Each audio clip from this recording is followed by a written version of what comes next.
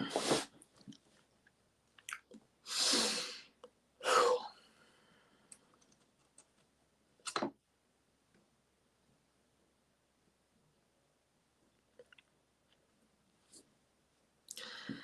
untouchable True School Sports Empire proudly presents something the boxing games are missing. Hey, what's going on? It's your boy BT, and I came here to talk some boxing with the thousands of True School Sports subscribers. Now, once again, guys, we are in fact live on YouTube 2 days in a row. So good to be back, good to be seen, good to get back-to-back days of going live in here on the channel. We got a good show for you guys. We got a good topic that I want to discuss, which is this whole like Vergil Ortiz, Xander Zayas, Virgil Ortiz, back and forth on Twitter. We don't normally see Virgil Ortiz talk that much.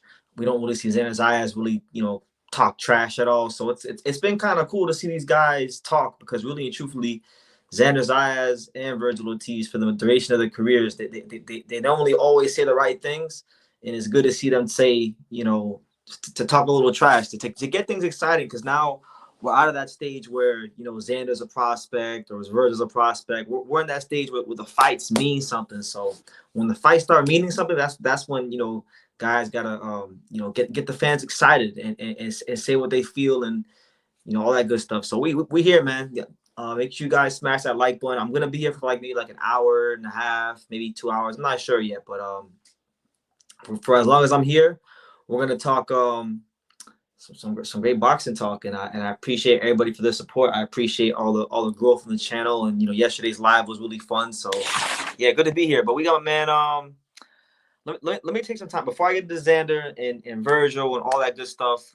Let me take some time to acknowledge the fine folks with the comments that have made themselves known. So we'll go with my main man Michael Manning. He says, "Let's do it. Let's go and let's do it again, champ." He says, "My man, my mellow, great one last night, champ." Thank you. Yeah, it was a good live. I didn't think I'd go live for 3 hours. I was trying to make last night's live like an hour and a half, and it turned into a 3-hour live. So that happens from time to time. But yeah, it's good. It's good to be here. We got my man James in the building, coming in to smash that like button. Shout out to James. James in the building. We got Ghost, my main man. He says, "Salute BT in chat. Shaw is your next undisputed American heavyweight champion, and it's okay, BT. It's okay, and BT, it's okay. We took an L on Ken Show. Angelo's still the champion, and we're gonna hit Angelo Leo on the undisputed parlay. That's right. That's right. Angelo Leo gonna be the undisputed featherweight champion, so it's not really too much to worry about. But yeah, Ken Show, that one hurt. That one hurt a little bit. That one hurt me a little bit, but it's part of the game. There's ups and downs. It's just like life. So yeah, man. Let me see. We got Ghost again. He says Keith Thurman finds the one time somehow and ruins everyone's plan.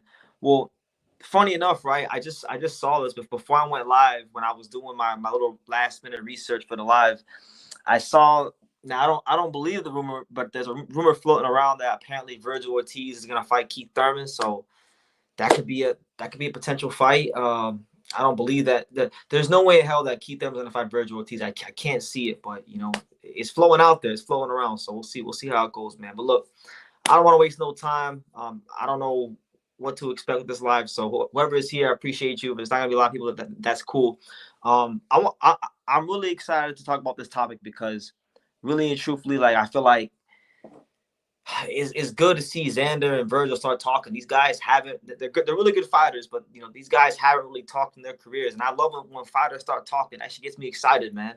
That's part of the game, when fighters start talking trash. But nonetheless, Virgil Ortiz, right? I'll start with him because really, Virgil Ortiz, even more than a Xander, he's been a mute his whole career. The guy does not talk. The guy doesn't talk at all.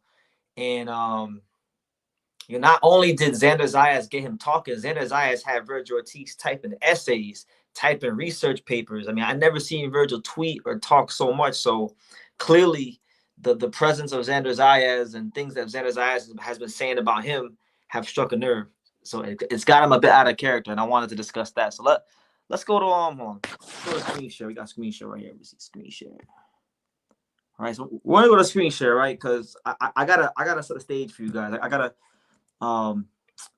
my talking points in order. So we'll go with we'll start with let me see, where do we start? We'll start right here, right? So we'll start with this, right? So I guess I'll start with why I think Xander Zayas is gonna be great for boxing moving forward, because he's been world champion for what? Like, you're talking about what?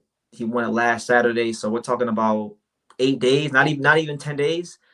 So I went here and I tweeted on Twitter. And yes, I still call it Twitter. I don't call it X, I call it Twitter. I tweeted out a couple days ago. By the way, if you don't follow True School Sports on Twitter or X, what the hell are you doing? At True School Sports on Twitter. I'm always on there. I'm always talking about boxing, and if not boxing, I'm talking about the Marlins, and I'm not talking about the Marlins. I'm talking about the Florida Panthers. But I'm always in there having fun, cutting up. So go follow me on Twitter. But I tweeted out that Xander Zayas is going to be amazing for boxing because he's won a belt not even a week ago, and Vergil Ortiz is out here writing essays, and this is true. This is very, very correct because really and truthfully, that's the case. I mean, it's not even just Virgil. Like, I know this live is about Virgil and I put his name in there, but it's not even about Virgil.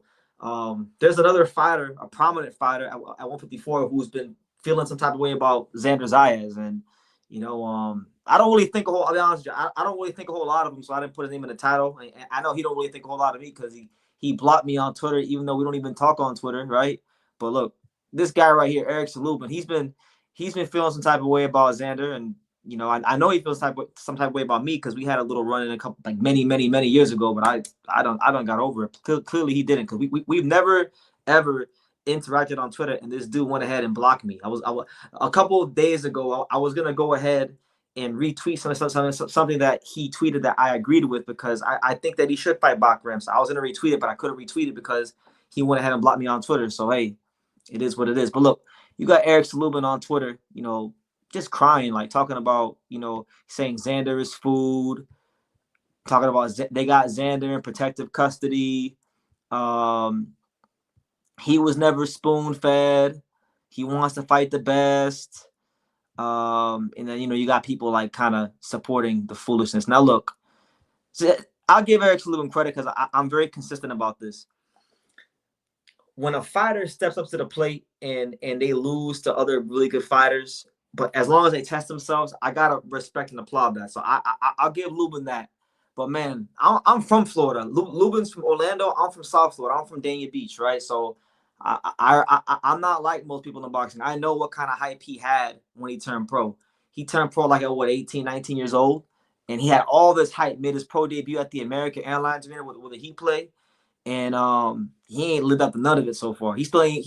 We like 10 years in some change. He still ain't won a world title. So he's over here hating on Xander because Xander did what he couldn't do, and Xander's getting celebrated for it. So nah, man, stop being envious. Fight Bakram, beat Bakram, and you'll get your Xander fight.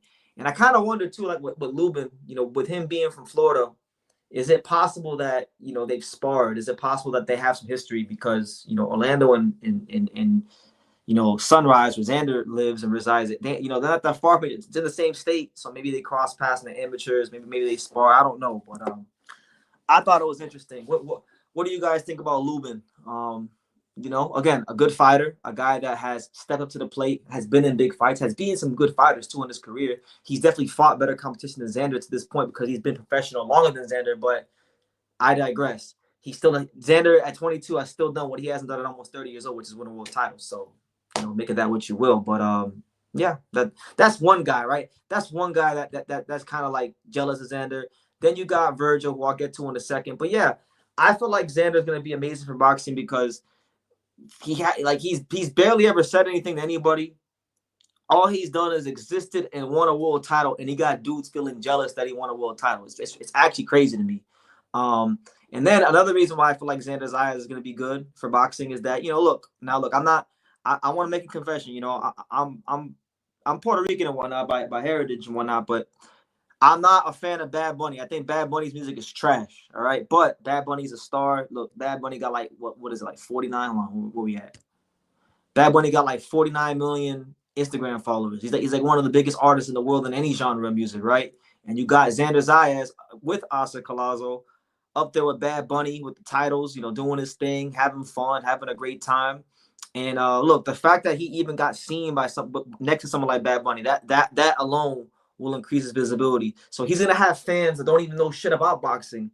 They may not know who Ken Shiro is. They may not know who Madrimov is or or Johnny Beck or these really good fighters in boxing or these fighters that us hardcores know. But guess what? There's gonna be a lot of Puerto Rican people that don't know shit about boxing that are gonna know who Xander Zayas is because they went to the Bad Bunny concert and they seen him shadow box as a Bad Bunny. They saw him in the video of Mike Towers. So look, I've said this before and I'll say it again. He's got crossover potential, and that's what they're tapping into. So yeah, there's I just really feel like, look, man, Top Rank has done nothing short of a masterful job with managing his career. I think the whole boxing world has been able to see what it looks like when the promoter, the fighter, the trainer, and the manager are all in sync. When they're all in sync, you get a career like Xander Zayas' career. And take notes, because that's how you move a fighter. That's how it's supposed to work. Yeah, he's gonna be great in boxing, and I wanted to get it out there. He's got guys that. Hold on. What's good, everybody? Hold on. We got some comments here. My man, Next Jenny says, "What's good, BT? Good to see you, champ." Alain Hernandez says, "Virgil kills Xander. Let's be real." I mean, it sounds good. It sounds good. I don't know about that one. It sounds good. Everyone makes their assumptions that Virgil is gonna kill Xander, right? Virgil was supposed to kill Sergey Boychuk. That didn't happen. Got put on his ass 2 times. Virgil has this experience and style to beat Zayas. Zayas is still green. Well, it don't matter. It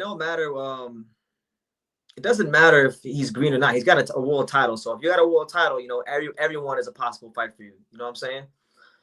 What's wild? That's wild, bro. Lubin, where have you been at with your gift draw? Was a great talent coming out, man, but he has had a strange run out after going pro. Yeah, he's a good fighter, man. We had an incident like years ago. I'm gonna say like 2018, me and Lubin, because back in those days, I didn't know how Instagram worked. Like, I legit didn't know shit about Instagram back in 2018. So I remember I took a screenshot of some videos I had made at that time. And for some reason, I tagged him.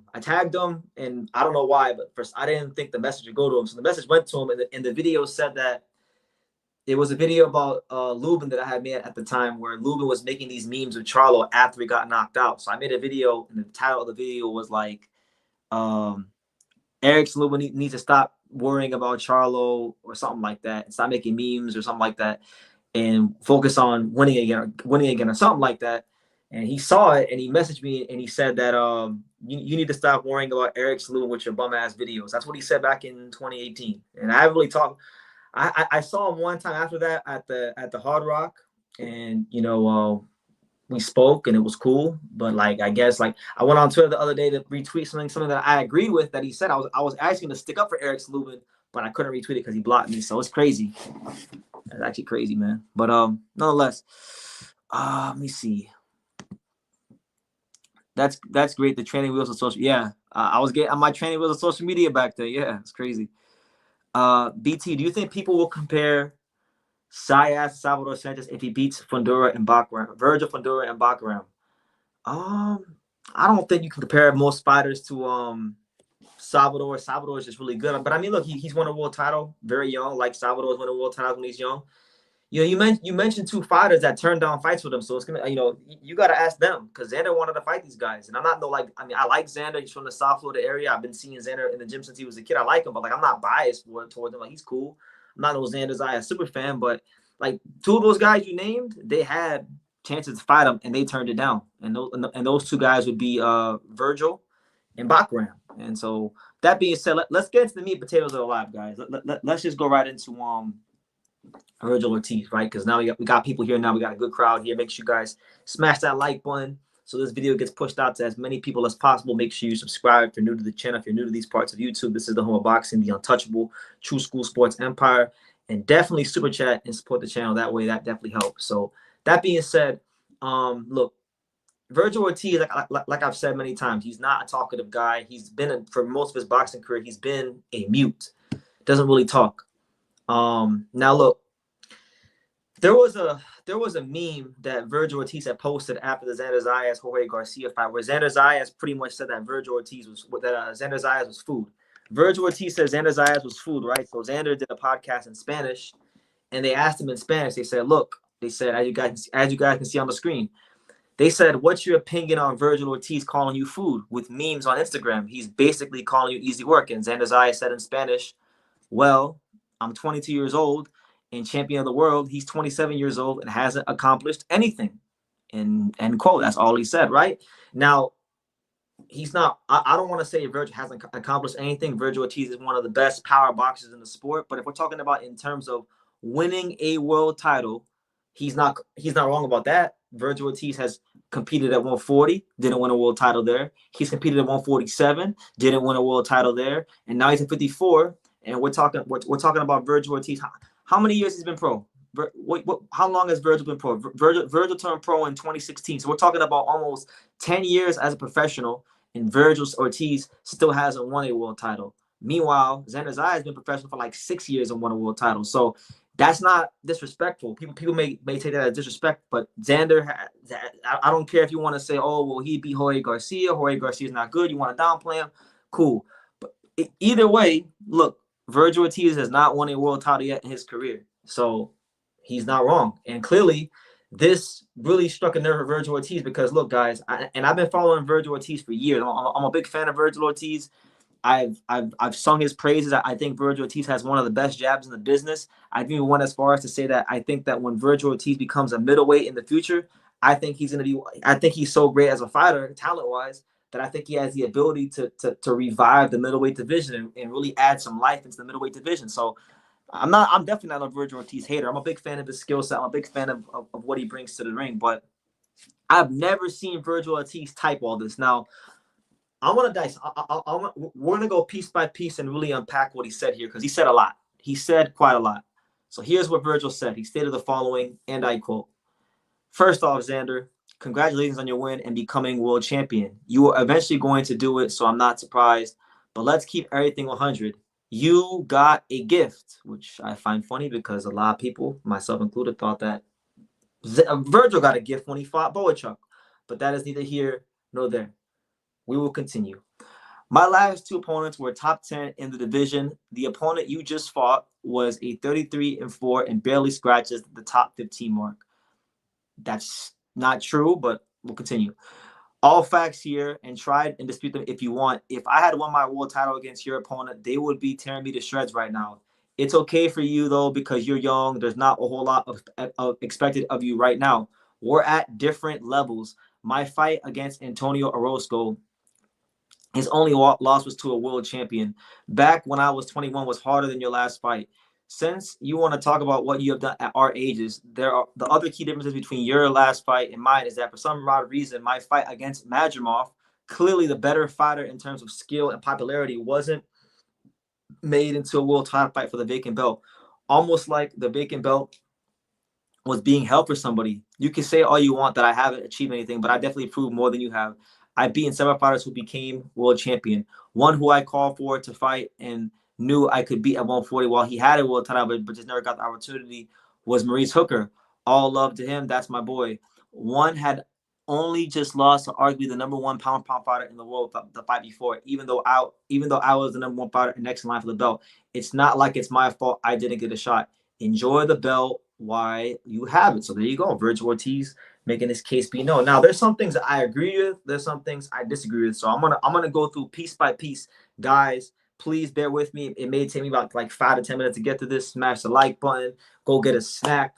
Go get some popcorn. Go get some ice cream because we're gonna unpack it brick by brick, piece by piece. So look, he said that this fight for Xander was a gift for Jorge Garcia Perez. Now, Virgil Ortiz is not in the position to be talking about gifts because a lot of people thought that he got a gift against Sergey Boachuk. He got put on his ass twice and got a gift decision because Golden Whip Promotions can't afford Virgil Ortiz to lose a fight. So gift is the wrong word for him to be using towards anybody because he got one himself on August 10th, 2024.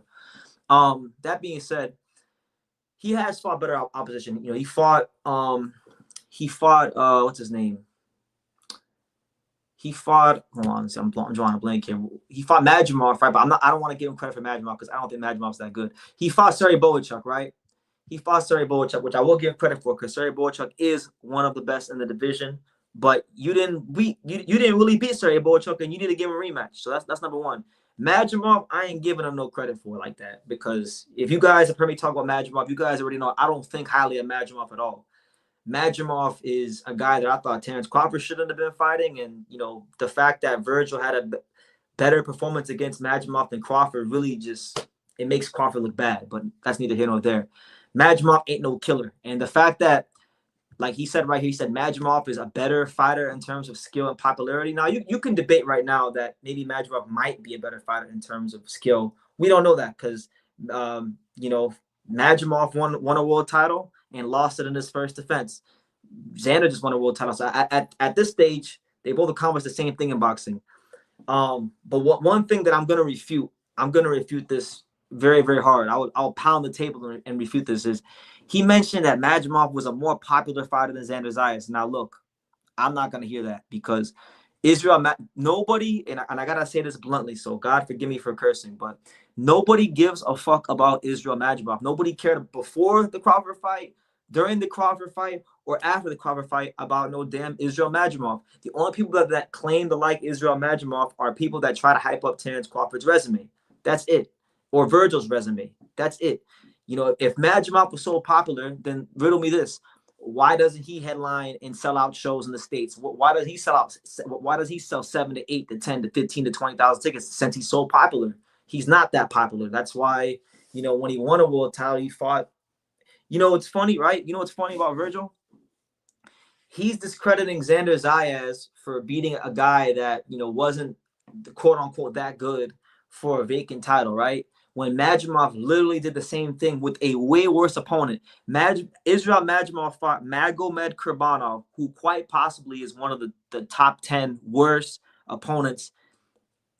He's probably one of the top 10 worst fighters to fight for a world title in the last 5 years. Like Magomed Kurbanov got beat by Liam Smith, got a gift in the UK. Like he's not that great of a fighter. Israel Majimov has always been overrated. And, you know, shout out to Harold. I know Harold probably in the chat. He's always told me that. But you know, right before he became champion, I started to really catch on that Majimov was not as good as everybody made him seem. And this is not for anybody who said I'm hating. I'm not hating. I've been talking about this like Majimov since before he fought Crawford. So if you go on the channel, you'll see videos of me talking about how I don't think Majimov is all that good.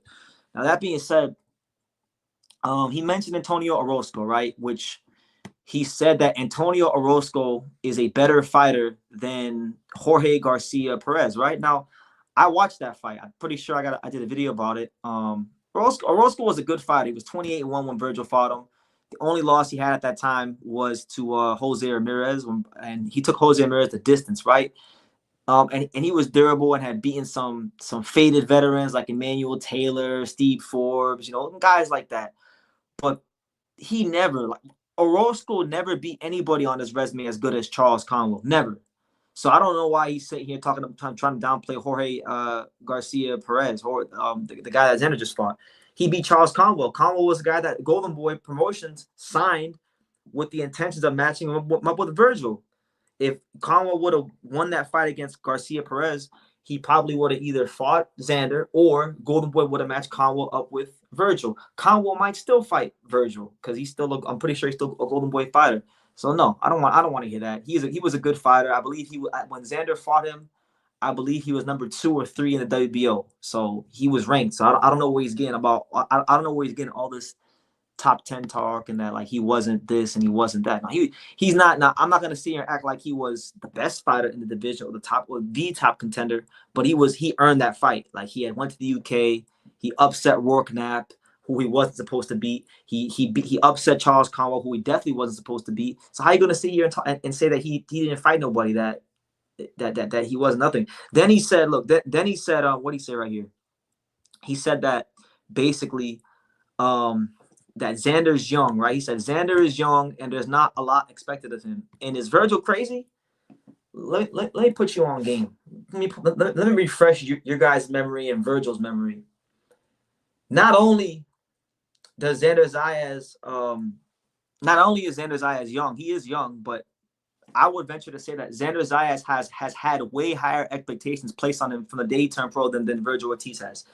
First and foremost, Xander Zayas is the youngest fighter to ever sign a contract with Top Rank. He signed a contract with Top Rank while he was still 16 years old, still attending Plantation High School in South Florida.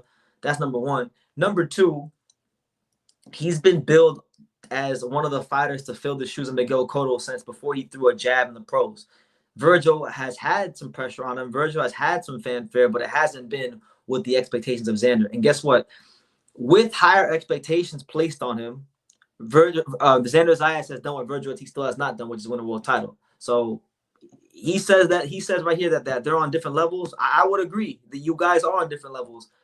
Xander Zayas is a world champion at 22 years old, and you're an interim champion at 27 years old. And that's just a fact. That's not hating. I like them both, but that's a fact. So there's that. Now, as far as him saying that he's proved more than Xander has, that's what I'll agree with. I'll agree with Virgil. I will agree with Virgil. I think even though Xander's a world champion, Virgil has far higher level of competition. He's proved more. In the Boachuk fight, when he got put on his ass, even though I thought he lost, he still fought very, very hard and won a lot of rounds, even after the knockdowns. So he has proven that he is one of the top fighters. I do view Virgil as one of the creme of the creme, top shelf guys at 154. And, you know, that's what it is. And I understand that Virgil had some complications with his health and rhabdomyosis and these kind of things. But, hey, right now, we're just going by black and white paper because Xander's statement wasn't about context. It was about the facts. So it is what it is. And yeah, that's what I'll say. That's what I'll say there. Virgil said that he called from the Maurice Hooker fight. Hooker wasn't going to fight him. Virgil was like, he wasn't a big name at that time. Hooker, Hooker wound up unifying with Ramirez, and then they still fought later on down the line when Hooker, had already lost, and they fought at 147. Now I actually went to that fight. I went there. Had a great time. I had a great time watching Virgil Ortiz fight. But yeah, so that's my take on what he had to say. I think there's some things he's right about. I think there's some things he's being overly emotional about. And one thing we're not going to do on this channel is gas up Israel Madrimov. I'm tired of people gassing up Madrimov. Madrimov is one of the most overrated fighters on the championship level of boxing. And there's no two ways about it. Let me see. We got a lot of comments. I know a lot of people. My man says Zayas has got Virgil sweating. He did. He told the truth. What's the closest Zayas has come to fighting an elite fighter? Yeah, he mentioned big names, but when has he actually been at the negotiating table? Oh, perfect. So that actually segues to my next point. I'm gonna get into that right now, right? So I'm gonna answer your question right now. So generally speaking, I know in boxing, when you get a guy like Xander who has so many, he has so much expectations on him, and he's got a lot of money behind him, and Top Rank is trying to do everything they can to facilitate him being the next Puerto Rican star. So I understand why people would be so quick to label him a hype job and say he's not good and say he wants to duck top competition, because we've seen that in boxing. We've seen guys with all the money behind them and all the powers that be behind them. They be ducking these fights, right? But Xander ain't one of them guys, because let me refresh memory. Let me refresh memory, guys. Since you guys are all getting on Xander's case, saying that Xander where's that tweet? I had a tweet. No, I can't find it. Hold on, I'm gonna find it real quickly. Xander Zayas. I'm gonna find it real quickly while I'm talking to you guys. But Xander Zayas was offered the Virgil Ortiz fight to fight him in Saudi Arabia, right? He was offered the fight to fight him in Saudi Arabia, and he said yes. He wasn't the one that said yeah. No, it was Virgil Ortiz who decided to fight the most overrated fighter at the world championship level of boxing, Israel Madrimov, a guy who is still not more popular than Xander Zayas. But he decided to fight him, and guess what it did for him? Virgil beating Madrimov did for him did nothing. It did nothing. He became the interim champion or whatever it was, and yeah, like he hasn't really. Hold on, where's that tweet at? There was a tweet I had in front of me. It was from last year when that whole debacle happened. Let me find it real quickly. But yeah, he beat Madrimov, and it didn't really do anything for him because Madrimov, nobody cares about Madrimov like that. He's not a big name. He fought Crawford, and people try to act like they cared. But if anybody in his team who had a grip on reality would know that Xander Zayas is a bigger name and a bigger fight than Israel Madrimov. Xander Zayas has been getting money in millions and millions and millions of dollars pumped into his career since he was 16 years old for the last 6 years. How could he not be bigger than Madrimov? So look, this is from last December, right? So Xander said right here, I accepted the fight but never heard back. He said, "Did you boosted me? Where all in?" He's basically saying that did Virgil Ortiz duck him, right? So and this is from December 2nd of 2024. So this is before Virgil decided to fight Israel Madrimov. All right. Virgil responded by saying, yeah, I ducked you to fight Madrimov. Your time will come. Don't worry. We got bigger fish to fry over here. So there you go. That was only 8 months ago that he said that. So now, how quickly the tables have turned. Vergil Ortiz, despite being 3 years more advanced in his pro career, having more pro fights, participating in 3 different weight classes, and being 5 years older than Xander, he still is now, but he's beneath Xander Zayas. He's not a world champion. I'm sorry. You can think he's a better fighter, but at this moment in time, what we're talking about on the chessboard of the 154 division, Vergil Ortiz is beneath Xander Zayas because he don't got one of them straps. So him and Rick Marigan and these guys, they thought they were being smart because they bought into this illusion that people actually care about Israel Madrimov, and they fought Israel Madrimov and they beat Israel Madrimov because Israel Madrimov is supremely overrated, and it did nothing for their career. And guess what happened? Xander Zayas came through the back door and he won a world title, and now he's the youngest world champion in boxing and looking to shoot off in a superstardom. So that's where we're at. That's where we're at right now. So this is what happens when you act big time in boxing. This is why you shouldn't be talking like we got bigger fish to fry over here when the bigger fish was Madrimov, who's not a big fish to begin with. So to answer your question, you said what's the closest that Xander's got to fighting an elite fighter? It's a good question. Now he could have fought Virgil, but Virgil said no to the fight. He could have fought Sebastian Fundora. Xander was the one that ran down on Fundora. Xander was the one pushing for that fight. Xander was the one in every interview saying he wanted to fight him. And I know that Peter Khan wanted that fight for Xander. So my thing is, these guys, they will talk shit about Xander. They'll say he's the weakest champion in the division. They'll say he hasn't fought nobody. They'll say this, they'll say that. But when it comes time to step up to the plate, it's only one guy saying yes, and it ain't Virgil and it ain't Fundora. It's this guy on the screen right here, Xander Zayas. Now, as far as who has he fought that was elite, I mean, I'm gonna be honest with you. He's fought some solid veteran fighters, but he ain't really fought like that anybody that great to write home about. The 2 best fighters he probably fought I would say are Patrick Teixeira, who's a former world champion, and Jorge Garcia Perez, a guy that upset Charles Conwell, who was a fighter. I have to continue to highlight this. Charles Conwell was a fighter that Golden Boy Promotions signed with the sole purpose of eventually matching him up with Vergil Ortiz. So if they were going to match him up with you, and this guy beat that guy that Golden Boy wanted to match you up with at some point in time, he couldn't have been that bad, right? So obviously, I think Xander needs to fight better guys.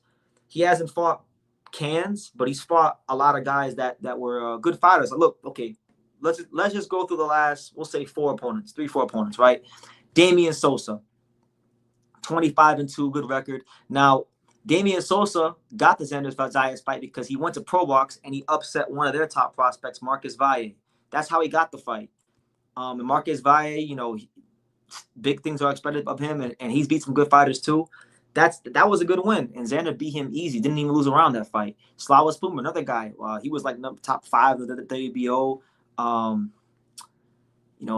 European level fighter. I'm not gonna gas up Slava Spuma. What I will say though is that he was expected to lose this fight here to Milan Pratt, and he actually wound up upsetting Milan Pratt. And he's a decent fighter.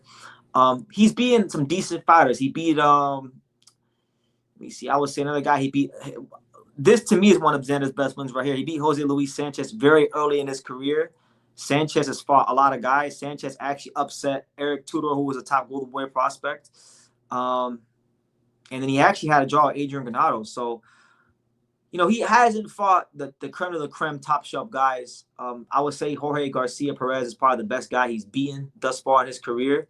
And then I would say Patrick Teixeira and then Damian Sosa are third. So look, I'm not sitting here acting like Xander has beaten world-class opposition. But like I told, what's one thing you guys keep hearing on True School Sports all the time? I always tell you guys, I tell you guys all the time, a fighter at that level is only as good as his team.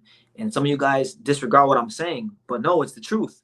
Xander Zayas got this world title because Peter Khan did a masterful job of picking the right opponents at the right time with the right styles to get Xander the right experience so he could win the world title. And now I think Xander Zayas is in a position where he can fight anybody. And I would feel safe with him against anybody in the 154 division, truth be told.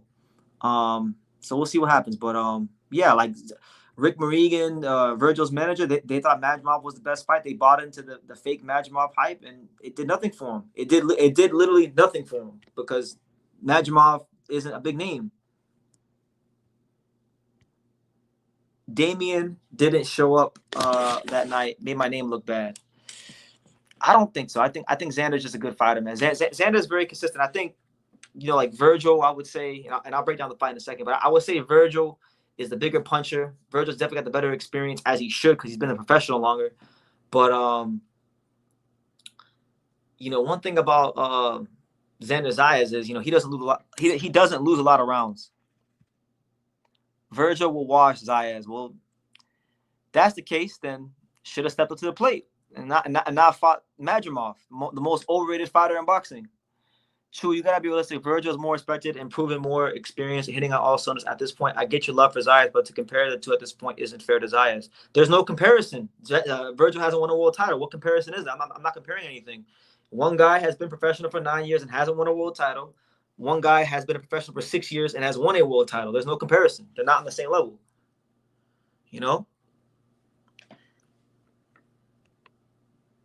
Zayas wants to fight Bob. Aaron doesn't want the fights. Okay, we'll see. We shall see, my friend. We shall see. Salute to my man Hafid. Salute to you, champ. Hope all is well out there in Japan. Japan in the building. That's not true. Virgil said yes to both Madrimov and Zayas, but Turkey and people wanted Madrimov. No, you're wrong. I just gave you the receipt. I literally just gave you the receipt. I just showed it on the screen. Virgil literally told Xander Zayas, "We have bigger fish to fry." That's not someone that said yes.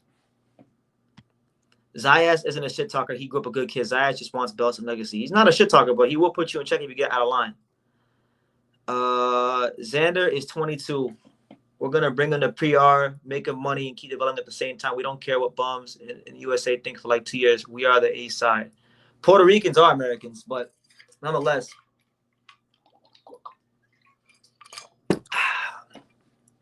Virgil Ortiz versus Xander Zayas is going to be a big fight for the future, and I'm looking very forward to it. They both are amazing fighters. I'm a big fan of both. He straight up lost to Boachuk. He did, and I like how everybody likes to act like it didn't happen. True loves the sport, but sometimes he gets clouded by his heart. I'm a fan of both fighters. I'm just telling you the truth. I'm telling you the truth. Don't get mad at me. Get mad at Virgil and his team for not stepping up to the plate. One guy has been professional for 6 years. That is a fact, and he won a world title. One guy's been professional for almost 10 and hasn't won a world title, and he's been in 3 different weight classes. So that's not letting my heart get in the way. I'm just telling you the truth. True school. You once thought Boo Boo was better than Canelo, and where is Boo Boo now? I mean, if they would have fought each other at 154 or 160, you would have found out that Canelo would have lost the Boo Boo injury. But Canelo Alvarez didn't believe in himself. And to be fair, Demetrius Andrade and his management team were idiots. So that's why he never fought him. I find it funny. People have been calling Madrimov overrated and a hype job since losing to Crawford.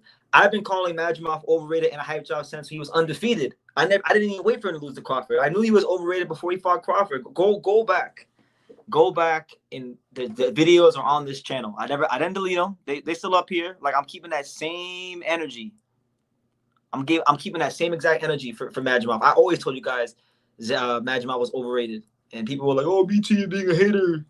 No, he's overrated. He's still overrated. If Xander fought Madrimov next, Xander would beat Madrimov too. A lot of guys keep Madrimov.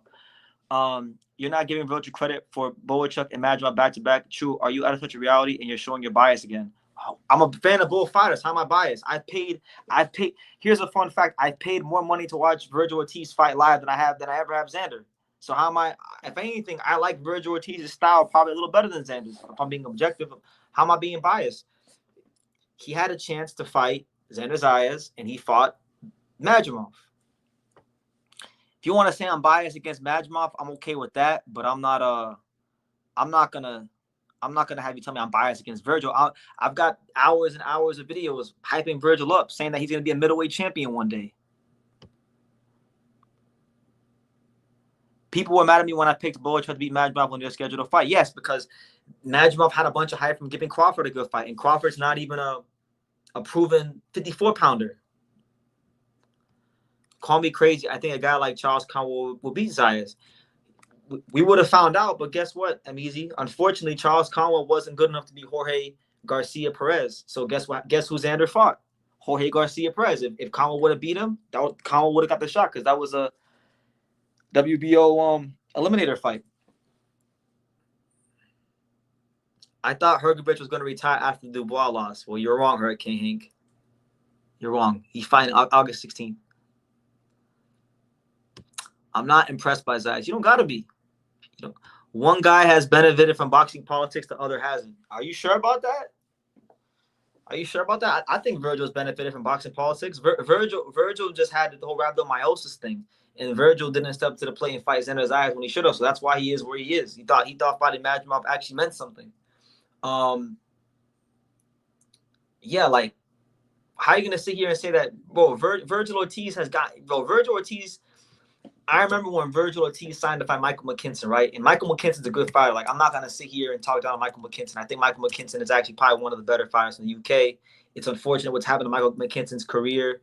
He can't get fights because he's an awkward style. He can't really punch. He's not, like, the funnest guy to watch. But I remember very clearly when Virgil Ortiz fought Michael McKinson, when he signed for that fight, people were saying that was one of the most insane cherry picks because McKinson at the time was like 22-0 with 2 or 3 knockouts, had no power. So, I mean, that could be considered a cherry pick. Virgil's 2 fights at 54. He fought Frederick Lawson. He fought Thomas Delorme. Frederick Lawson had a brain aneurysm. He fought a dude with a brain aneurysm before the fight who wasn't even medically cleared to box, all right? Same thing with Delorme. He fought 2 guys that literally got hit with the first punch they felt and fell down. So he's gotten some boxing politics on the side. Let's not do that here. Let's not do that. Virgil Ortiz has been in 3 divisions and has never fought for a world title. Exactly. I disagree with Virgil when he said Jorge Garcia Perez didn't deserve a title shot when he beat Conwell, who was so hyped up as a boogeyman and claims of being done. Yeah. In fact, I was one of the people because I was saying, like, Charles Conwell is a really good fighter. There were some guys, you know, that really weren't. Like, he was a guy that was having a hard time getting fights. Then Golden Boy signed him. Golden Boy actually was doing right by him. He was getting fights. He was getting put in these fights consistently and often. He didn't. Golden Boy Promotions held up their end of the bargain. He didn't hold up his. That's why he didn't fight for the world title. But yeah, he was a guy that a lot of people said that could beat Jaron Ennis and beat this guy and beat that guy. Even I was kind of drinking I was drinking the Charles Conwell Cooley because I know he's a skilled fighter. But when it came down to it, he didn't beat Jorge Garcia Perez, and that's why he wound up losing a fight. Listen, you can fool the fans, you can fool the public, but you can't fool that boxing ring. That boxing ring is gonna be the ultimate truth teller. Zayas can beat Boots, but he will get robbed on the card. Do you think so? I don't think he'll get robbed. BT, why won't you talk about Hearn and Boots trying to be slick? They're trying to take Zayas' belt while he's still green. Actually, you're wrong. You're wrong. By the way, and everybody's acting like, oh, Jaron Ennis will just do this and do that to Xander Zayas. Man, guys, Jaron Ennis could not stop Karen Chukadan in 24 rounds. I don't want to hear about what you think Boots would do. I don't want to hear about what the eye test champion would do to this guy and that guy. He needs to step up and actually fight someone worth a damn at 154 and show what he is. But like you mentioned Boots and Hearn, right? The funny thing is you think that they want to go ahead and fight Xander. I'm gonna tell you right now, they don't want to go ahead and fight Xander. Or maybe they do, but that's not the route they're gonna go. I'm gonna show you guys. In fact, I'm not gonna tell you guys. I'm gonna show you guys the route that Boots are gonna go. And by the way, this isn't my first time saying this because I told you guys on June 19th. I told you guys on the night of Jin Sasaki versus Brian Norman Jr. when I was in Japan and I went live on Sean Tatel's channel. I told you guys that Jaron Ennis is gonna go to 154. All right, and I said that the belt he's gonna target out of all the champions is gonna be the WBA belt because look, the WBA belt is currently occupied by Yoenis Talise. I know he's the interim champion, but he's gonna get elevated, and Boots is gonna fight him. And then all these Jaron Ennis fans are gonna come in my chat and they're gonna say that I'm being disrespectful because I'm not giving Boots credit for beating an undefeated Cuban world champion, right? But that's what he's going to do. And evidence of this can be found by the rankings, because Boots hasn't even fought at 54 yet, and look where he's ranked. He's ranked at number 2. So they're going to go that route. I would think that Boots probably fights someone in this top 15, maybe like a Kyle Minaj-Jarko, maybe former Majimov opponent Magomed Kurbanov, or maybe Majimov himself, one of those 3. He's going to fight someone between 5 to 7, because Josh Kelly was offered the fight. Apparently he turned it down. So Boots will fight someone, I believe, from 5 to 7. So they're not even going the Xander route. So you're wrong. They're not being slick, because they're not even going that route, because that's not even as easy of a fight as everybody thinks. In your argument is, if your argument is Xander is a better fighter than Virgil because he has WBO title, you don't know shit about boxing. I don't know who the better fighter is because they haven't fought each other. But what I will say is I know who the more accomplished fighter is, and it ain't Virgil. It ain't the guy with no world titles.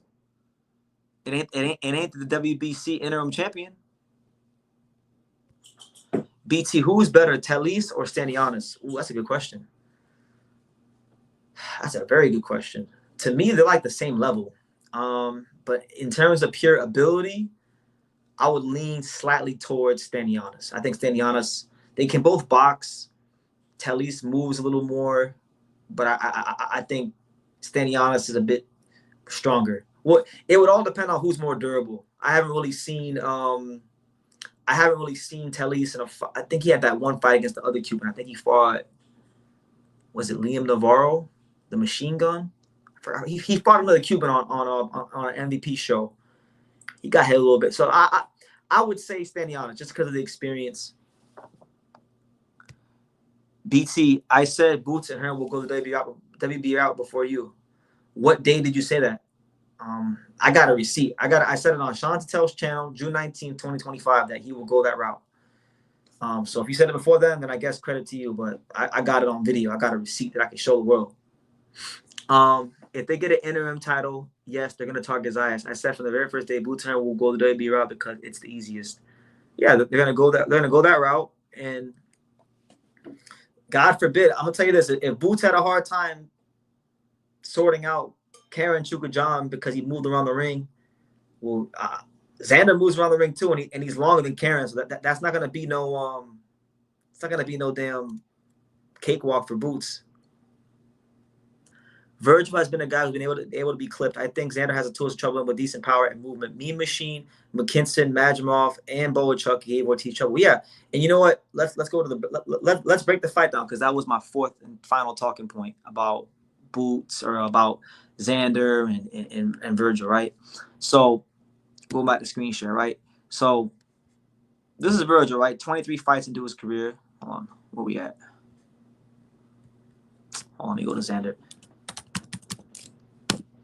By the way, make sure you smash that like button. We here, True School After Dark, the untouchable True School Sports Empire, giving you guys that world-class boxing discourse. Now, funny enough, despite the fact that Virgil Ortiz has been professional 3 years longer than Xander Zayas, they have damn near the same amount of fights, which actually shows you how consistent Xander Zayas has been over the years.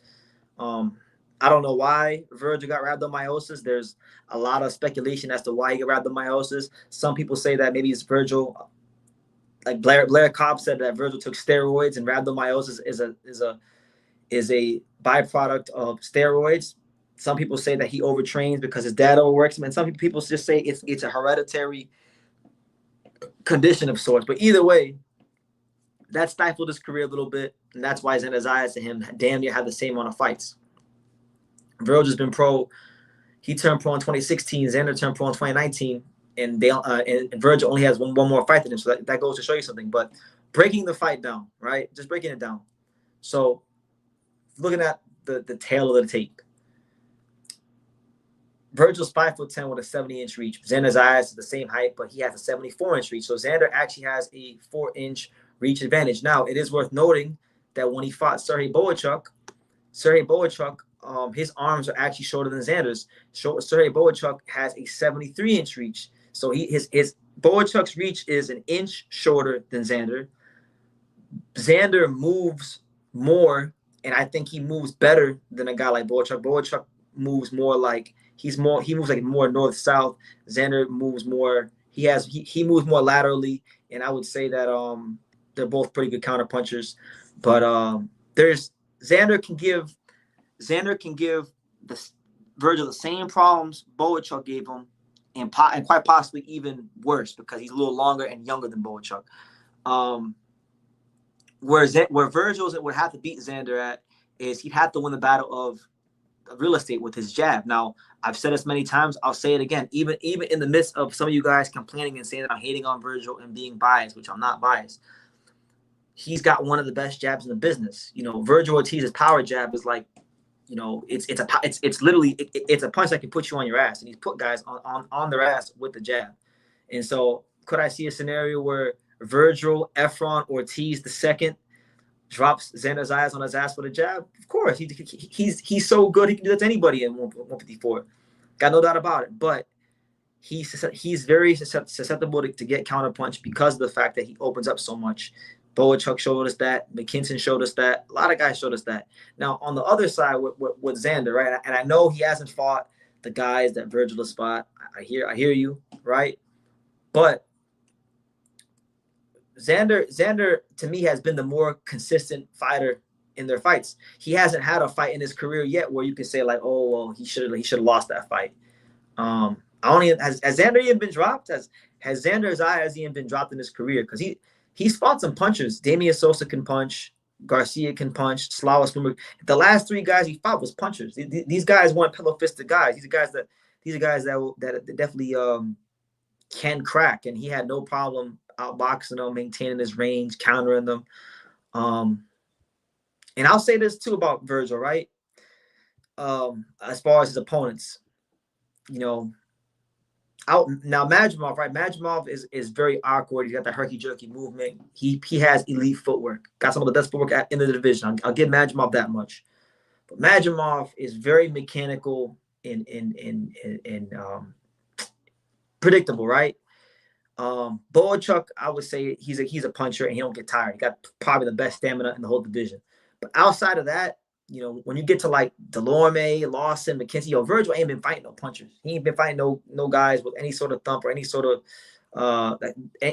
he hasn't been fighting anybody that's a real threat recently either. So like, as much as y'all want to criticize Van and say he ain't fought nobody, nah, man. Virgil's resume, I think he's fought three good opponents. I'll give Virgil these three opponents. I'll give Virgil four opponents. I'll say his four best opponents have been Orozco, Mean Machine, Boachuk, Majimov. I would say McKinson, but a lot of you guys don't regard McKinson. I would say five, but a lot of you guys don't think anything. Michael McKinson is anything to talk about because he can't punch like that. So I won't even say McKinson, just to be fair. So yeah, a higher level, but I think it'd be a good fight. I think the fight within the fight would be, can Xander use his legs and his speed to exploit Virgil Ortiz's lapses in defense? Because they're gonna be there. Like, he's gonna be able to punch in between the shots of Virgil. On the other hand, from the Virgil side, the fight within the fight for him is gonna be, can he cut the ring off on Xander and get to that body and push him back with that power jab and really just impose himself on Xander? Because right now, for just being honest, Xander is starting to fill out physically, but Xander Zayas is not as physically mature as Virgil. Virgil's 27 years old. Xander's 22. So, just basic biology of the male body will tell you guys that, Virgil Ortiz is more physically mature than him. But I think, if I got to give a realistic timeline of when I think this fight happens, I don't think it happens in 2026. I think Top Rank is going to do that defense in Puerto Rico, probably against Josh Kelly, someone like that. I think Xander will beat Josh Kelly. And then after that, I don't know. You guys tell me. Let me see. Maybe he fights one of the other champions. I don't know, but I think realistically they probably fight sometime in 2027. I'll say 2027, just because Virgil Ortiz, he has to fight Boachuk again. At some point he's gonna have to rematch Boachuk, and then he's got a fight coming up soon. Maybe that would be against Boachuk. I think I think before they fight each other, they're gonna have at least 2 or 3 more fights. That's what I believe. And I think if that scenario plays itself out, Virgil will be like what, 28, right? You know, like 28, maybe 29. Xander will be like what, 23 or 24. I think at that moment in time, it'll be a perfect time to make the fight. And I listen, a lot of you guys keep riding off Xander, and that's fine. You know, Virgil Ortiz is a damn good fighter, and nothing would shock me. Virgil Ortiz probably should go in as the favorite because of his experience and what he's shown in his career thus far against better competition than Xander. But you give Xander like a year, oh man, shit, I don't know, man. I think his combination of reach, speed, youth, timing, all these things would give Virgil a lot of problems. And I think people are just, it's popular to hate on Xander right now. Zayas should wait till he's 24, 25. I think that's what they're going to do. I don't think they're going to go ahead and fight him. By that time, BT, Virgil will be at middleweight. Well, then it is what it is. Hooker is not a puncher. Not at 47. Where's it coming at? BT, you're trying to ruin Zayas early in his career. Why? I'm not doing anything. I don't manage Xander. Peter Khan manages Xander. I don't manage Xander. I'm just ruin what? Bro, y'all are talking like Virgil's a good fighter, but y'all are talking about Virgil like he's some sort of killer. This guy got taken 9 rounds with Michael McKinson. Michael McKinson, you guys talked all this shit about Michael McKinson, that Michael McKinson can't punch. Michael McKinson took Virgil 9 rounds with 2 knockouts in 22 fights. What do you mean ruin his career? He could give. I would say objectively right now, if they fought, I would say that Virgil probably beats Xander on a decision right now. But nah, man, Virgil, nah, bro. It's a competitive fight right now. You give it a year or so, it's a 50-50 fight. Xander gonna hug Virgil all night like he did with Chino Garcia. Okay, well, if that's the case, if that happens, then Virgil should use that grown man strength, push Xander off, then use that beautiful power jab and put it in his face and rearrange his face. You know, it ain't rocket science. I heard a rumor that Boachuk is trying to avenge his loss to Brandon Adams. I ain't mad at that. Brandon Adams Brandon Adams is the only guy to legitimately beat Boachuk. BT, Virgil fought Madry overrated at 26 years old. They're so desperate. Wait, my guy, Zayas haters. I mean, look, I'm not. If Xander and Virgil were to fight right now, I'm not against it. I'm not protecting Xander. Xander, I think could go fight Virgil, and I would give him a chance. I would say right now that fight's like a 55-45 fight, favor Virgil. But you know, from a management standpoint, now taking the fans' hat off and putting the management hat on, I think that you get that fight 12 more months. You get Virgil you get Xander like 2 or 3 more fights. Then I think he'd be more ready for that. But Maurice Hooker can't punch. Not at 47. They fought at 47. Hooker was a good puncher at 140. He never had no track record of being a puncher at 47. They fought at 47 at welterweight. I was there. They fought at the Dickies Arena in Fort Worth, Texas. Sinisa Estrada fought on the undercard. She won a world title. I remember that night very well. I was there with my boy Felipe. BT, have you checked the rankings? Boots is somehow ranked 4th in the WBO rankings. He's at least 1 fight away from the interim title. I saw that, but again, I think he's gonna go the WBA route, so it doesn't matter. But since you brought it up, I wanted to actually highlight this because I saw Bob Arum. Bob Arum said this right here.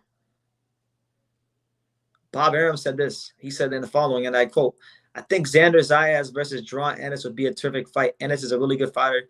That would be a major fight. So look, Bob Arum's saying he's interested in the Jaron Ennis fight.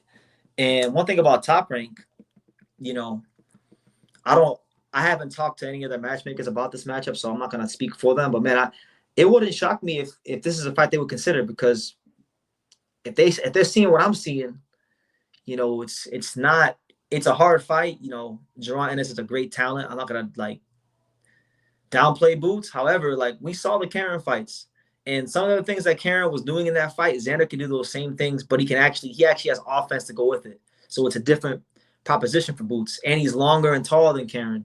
So I think if Top Rank can see what I'm seeing, I think they might actually consider that fight at some point.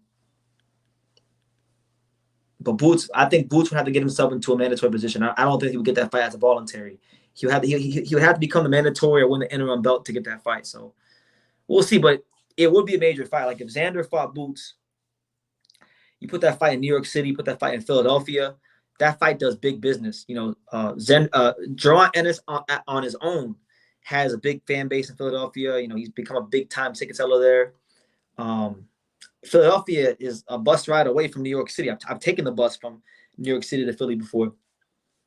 It's right there. So I'm sure if they had it in New York, plenty of people would come down. If they had it in Philly, even there's a lot of Puerto Ricans in Philly, and either way, I think the fight would do really good business. And why not? I mean, this is what boxing's about. Boxing's about, you know, these type of fights. And look, I know everyone wants to put it on Xander and be like, oh well, Xander wouldn't fight Boots, but I mean, I'm gonna ask the other question: Would Boots fight Xander? Because what track record has Boots given us to show us that he will take a big fight, like an actual big fight, not standing honest, like an actual big fight that people really want to see him in. You know, so I don't know. I got my questions about Boots in that one as far as taking a fight. Because a lot of these guys keep saying Xander is not this and he's in protective custody, but when the paperwork gets passed, they don't take the fights. They don't step up to the plate. Ruin Zayas' career how? He's a champion. He has to defend his belt. That's what I'm saying. When you're the world champion, it don't matter if you're 22 or 30. It don't matter if you're 22 or 30 years old. You know, at that point, you're not a prospect, you're not a contender. You are the guy that everybody wants to. Everyone in the weight class wants to knock your head off and take what you got. So that's what it is. You love bringing up the Karen fight. Yeah, I bring up the Karen fight because it happened 2 times. Which one? Which Karen fight? You mean Karen fights? You mean plural, not singular. You mean plural. Karen fight. No, Karen fights 1 and 2. He looked bad in both fights. I bring it up because Karen is probably the most athletic fighter Jaron Ennis has ever fought. And the one time he fought anybody with any real athleticism with his feet, any sort of footwork, all of a sudden Boots looks regular. So yeah, I'm gonna keep bringing it up because until Eddie Hearn and Matchroom Boxing put him in there with somebody who can box, who can move, and he shows he can cut the ring off and look great against them. Yeah, I'm gonna keep bringing it up. BT, do you still believe Boots is special and can beat Virgil? I've been selling my Jaron Ennis stock slowly but surely since the first Karen fight, since January of 2020. Was it 2023? So special, I won't say special. I'll say very good. And even when, you know, I think Jaron Ennis is I think Virgil can be Jaron Ennis too. I think Virgil Ortiz is good enough to be anybody. It could be Xander, it could be Ennis, it could be Bakram. I think Virgil is damn good. Like it's not out there on possibility that he can go and beat Boots. I think Virgil Ortiz is the more fundamentally sound fighter than Boots, and Boots likes to rely on his reflexes and his athleticism. And if you know he keeps having them lapses against Virgil, I can see a scenario where Virgil outworks him to a decision, something like that. It's not crazy.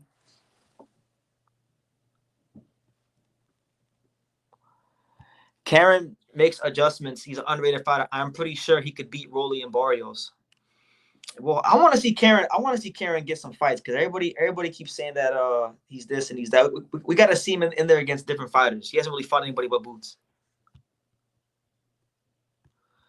BT, the Zayas hate was gonna come just based on the fact that Mexican boxing fans are toxic on YouTube, so they'll hate on Zayas until the Virgil feud is dead. I don't really like. I understand it. I know why. I understand why people have their thing against Xander Zayas. You know, tribalism is a big thing in boxing. I don't operate like that. Truth be told, I don't give a fuck if a fighter's from Puerto Rico or Mexico or Japan or Uzbekistan. Like I don't care about that. If you can fight, you can fight. If you're good, you're good. I'll give you your due. What I don't like though is when people try to act like a guy is a hype job. Meanwhile, he's the guy that's looking for the big fight, saying yes, and the guys that they saying he's ducking are the ones saying no. How do you look bad when you knock someone down and that second fight with Karen was his mandatory? When you can't cut the ring off and you lose about 4 rounds against them. Boots. If Boots is supposed to be stopping guys like Karen, I'm sorry, bro. Boots with the expectations and with the skill set he has, he's supposed to be stopping guys like Karen. Like you shouldn't be like going 24 rounds with the guys like Karen. I understand you can't knock everybody out, but nah, bro.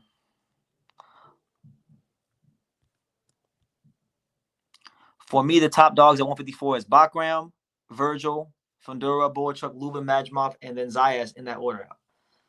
Nah, absolutely not. I'll go with let me see. Out of those guys you named, I'll go with even though I don't like them. Now this ain't who I like. I don't pick based on what I'm telling you guys who I think is the best right now. I'll go with Fundora 1 because I mean look what he did to Tim Zoo twice. Even though he got knocked out against Mendoza, he still fought Mendoza. I'll go with Fundora 1 just out of respect for the belts and him being champion, unified champion. You gotta say he's number 1 right now. After Fundora, I would say Virgil number 2. I would say Zayas 3. No. I'll say Zayas 3. I'll say Boychuk 4. I'll say Majimov. I'll say Lubin 5, even though I don't like Lubin. And then I'm Majimov, bro. Majimov is 6. Majimov is at the bottom. I don't care what you guys say. You don't get credit for losing fights. You know? People this whole week have been shitting on Kenshiro Taraji, saying that he ain't shit because he lost a split decision. So if we're gonna do that for Kenshiro, then let's keep that same energy for Majimov. I don't care if he fought Terrence Crawford. He lost. There's no way you put Zayas over Ramos. Come on, BT. Jesus Ramos, unfortunately, man, very good fighter. I like him. But I was ordering based off the comment. Ramos wasn't mentioned, so I was just only mentioning guys in that comment.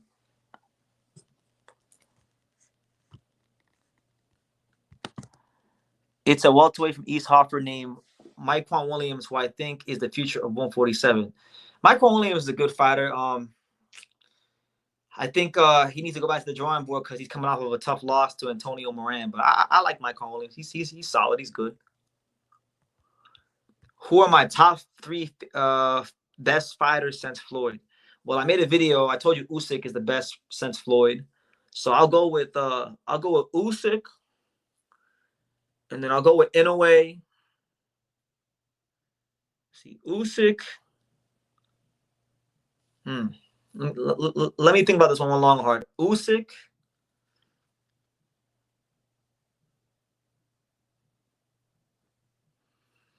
Yeah, I'll go with Usyk. I'll go with Crawford. And then my 3 will be I'll make 3 a tie. My third will be a joint. Inoue and Roman Gonzalez. I'll go with those 3. Those 4. You just said Boots is not that good. Then you say Boots should knock everybody out. Do you see how racist you are? I don't give a fuck about skin color. What are you talking about race for? When did I mention anything about his race? I said Boots isn't as good as you guys make him out to be. He's good. He's very good. But he's not. He should knock out. He should be stopping a guy like Karen. He should not be going 24 rounds with Karen. Okay. Even if I said Boots was, let's just say that I said Boots was not that good and he was trash. Still, how is that racist? If you say someone is trash, right, or not that good or overrated, that's not that's making a comment about their skill set, which is their abilities in a boxing ring, which has nothing to do with skin color. You bringing up skin color, so maybe you're projecting how you see the world onto me, and I don't see the world like that. You see the world like that, so maybe you got to work on your mindset. You do. You are clearly a racist. Okay, that's how you feel. That's how you feel. I'm sorry that that's how you like to govern your life by, race. Do better. Boots is a whole persona that he's from Philly. Boots' whole persona is that he's from Philly. Man, he sells tickets. It don't matter what his persona. He sells tickets.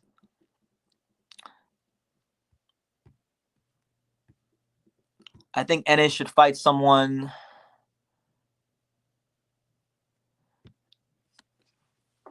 That's prejudice to Boots because you don't judge Virgil the same way. I just did a whole live talking about how Virgil Ortiz has fought in 3 weight classes and hasn't even fought for a world title. I've given Virgil that same energy. I've said that I've got whole videos on here saying Virgil Ortiz got a gift decision against Sergey Boachuk. I've criticized Virgil Ortiz for fighting Frederick Lawson, who had a brain aneurysm. It's a fact. Frederick Lawson had a brain aneurysm before he fought Virgil. It was confirmed by the referee that Frederick Lawson, who was Virgil's first opponent at 154, had a brain aneurysm, and I spoke out against that. So what do you mean I'm not keeping the same energy? No. The problem is you Boots fans and you Philly fans, you come here and the minute you hear somebody say that Boots isn't the second coming of Jesus Christ, now you got a problem. Now someone is racist. Anyway, where's that guy at? I'm getting him blocked because I don't like pussies who complain about race. So he's out of here. But anyway, I've said what I need to say about Xander versus Virgil. I hope they can both fight. I think they're both really good fighters. I think John Ennis is a really good fighter too. I just think that he looked regular against Karen, the same way Virgil looked regular against Boots, the same way any fighter in boxing can look regular against the right style. So it's boxing. You fight certain fighters at some point of their career will look regular against certain fighters. Kenshiro Taraji, great fighter, he looked regular against Ricardo Sandoval, and that's why they didn't give him a decision.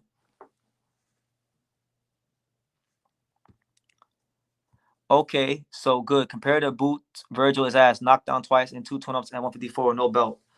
I mean, you're saying that, not me. I think they're about the same thing. I think Virgil and Boots is the same thing. I think Virgil and Boots is the same thing, pretty much.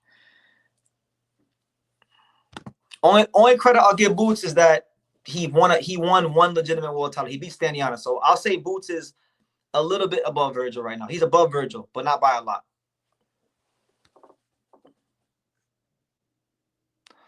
Most people who bring up race are just insecure. Yeah, that's what I think. I haven't met one person who's actually secure with themselves that brings up race about anything. Everyone I know who plays the race card won. I never made a comment about race at all the whole life. You know, that's how they are. Is Rohan Polanco overrated? He's talking too much and calling out Brian Norman Jr. lately. I think it's too early to tell with Polanco. He looked really bad against Quentin Randall, but I'm not gonna hold that against him because, bro, Quentin Randall, everyone looks bad against Quentin Randall. Brian Norman looked bad against Quentin Randall. Quentin Randall has one of them styles where like he's 5'11", super lanky. He doesn't really open up. He knows how to box. He's very patient. So like a lot of guys look like Quentin Randall could fight a lot of guys and make them all look bad. And he even beat Janelson Figueroa, in an upset victory. So I got to see him step up in class a little more before I can say if he's overrated or not. But he should be talking about Brian Norman Jr. I think right now Polanco is like number 6 in the WBO, so he should be talking about Polanco about Brian Norman Jr. If Brian Norman Jr. beats Devin Haney, I think that fight, that's the fight Top Rank's going to make for Brian Norman Jr. to have his homecoming in Atlanta, because Brian Norman Jr. wants to have a homecoming in Atlanta. Ooh, my man Champy, shout out to you with the $2 super chat. He said, Xander is overrated. Xander versus Zoo is a 50-50 fight. Ooh. Shit, line it up. I'll tell you this. If it's funny because you're saying that now, all right? You're saying that now, but I guarantee you if you go in there and beat up on Tim Zoo, you're going to say, y'all going to start saying Tim Zoo is washed. Look what Fundora did to him. Oh man, that's crazy. I wouldn't mind it, but he's a champion now, so I think that's a step backwards. I like Tim Zoo, but that's a step backwards. So I would say no. But thank you for the super chat. Shout out to Hyra with the $1.99 super chat. He says Marv Nation is the only nation that matters. Yes, shout out to Marv Nation Promotions. I was watching me and my boy Hyra. We were watching Gabe Rosado's fight with them last night, and Gabe Rosado got himself a little knockout against some Argentinian dude. And Gabe Rosado wound up calling out Berlanga. So you know what? I think they wound up going ahead and making Rosado versus Berlanga.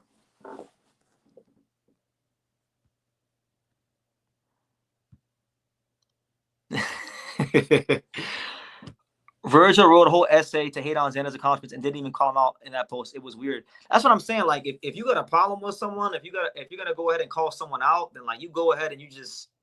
At the end of his comment, he should have said, "You know what? I'm gonna beat the shit out of you. We're gonna fight. Let's fight. Like let's run it." He didn't say. He wrote all them characters. he never said let's fight. He never said, hey, let's do a fight at this time in this timeline. None of that was ever said. You know, might need to give Vergil a job, like writing boxing articles, because that whole tweet felt like it was longer than some boxing articles.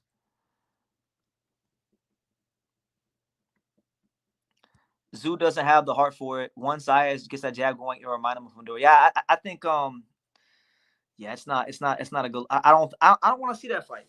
I don't. Yeah, let Tim get a break and figure out what he's gonna do with his career. Sugar Ray Robinson will look bad against Quentin Randall. Shit, no, not everyone. I don't know, man. Quentin Randall just has an ugly style, very ugly style.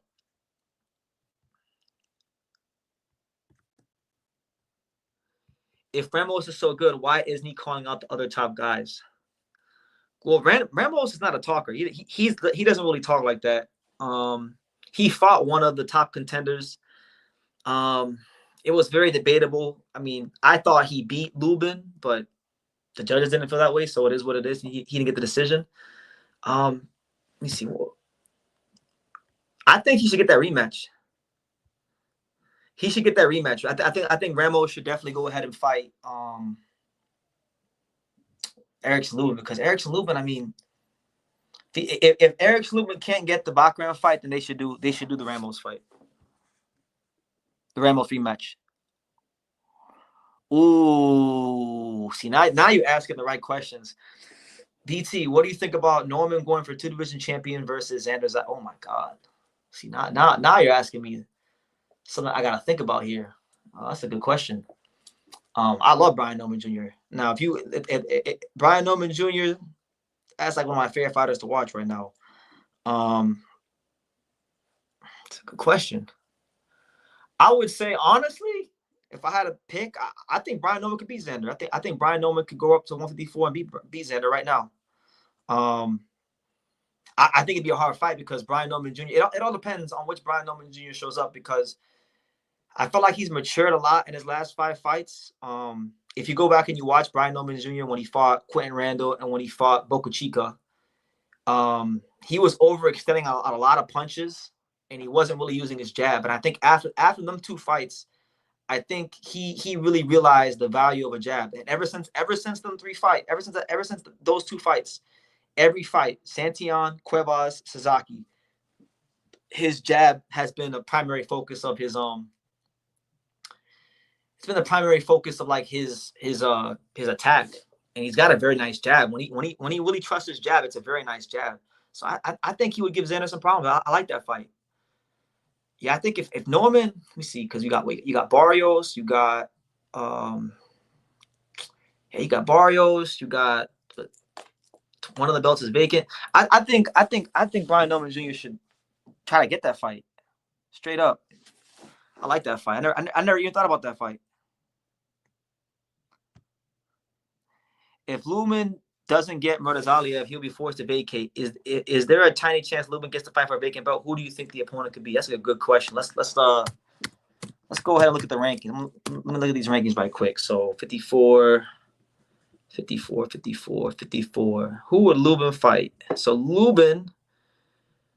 let's just assume and presume that Lubin is not going to fight Josh Kelly, because Josh Kelly is going to fight Xander. I think Josh Kelly is going to be Xander Zayas' next opponent for his first defense in Puerto Rico, right? So let's scratch him out. He's the number 3 contender. Hold on, let's go to screen share, because I want you guys to follow along. I know some of you guys are visual learners, so for my visual learners out there, we'll go to screen share. But so look, these are the 154 rankings, and right over here where the mouse is, this is the IBF ranking. So hold on, let me get that comment out of there right quick. So look, Lubin is the number 1 contender, right? The number 2 spot is vacant. Number 3 spot is Kelly. So Kelly, Josh Kelly is not gonna fight Lubin, because I think he's gonna fight Zayas. He's ranked higher in that organization, and it's a bigger fight. It's a bigger money fight against, in my opinion, a guy that's a better fighter. But that's neither here nor there. Callum Walsh.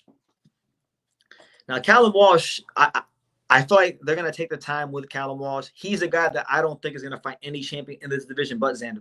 That's gonna be a future big fight. Callum Walsh, I think his next fight is supposed to be against Fernando Vargas Jr. They're saying that might be on the undercard of Crawford Canelos, but we'll see.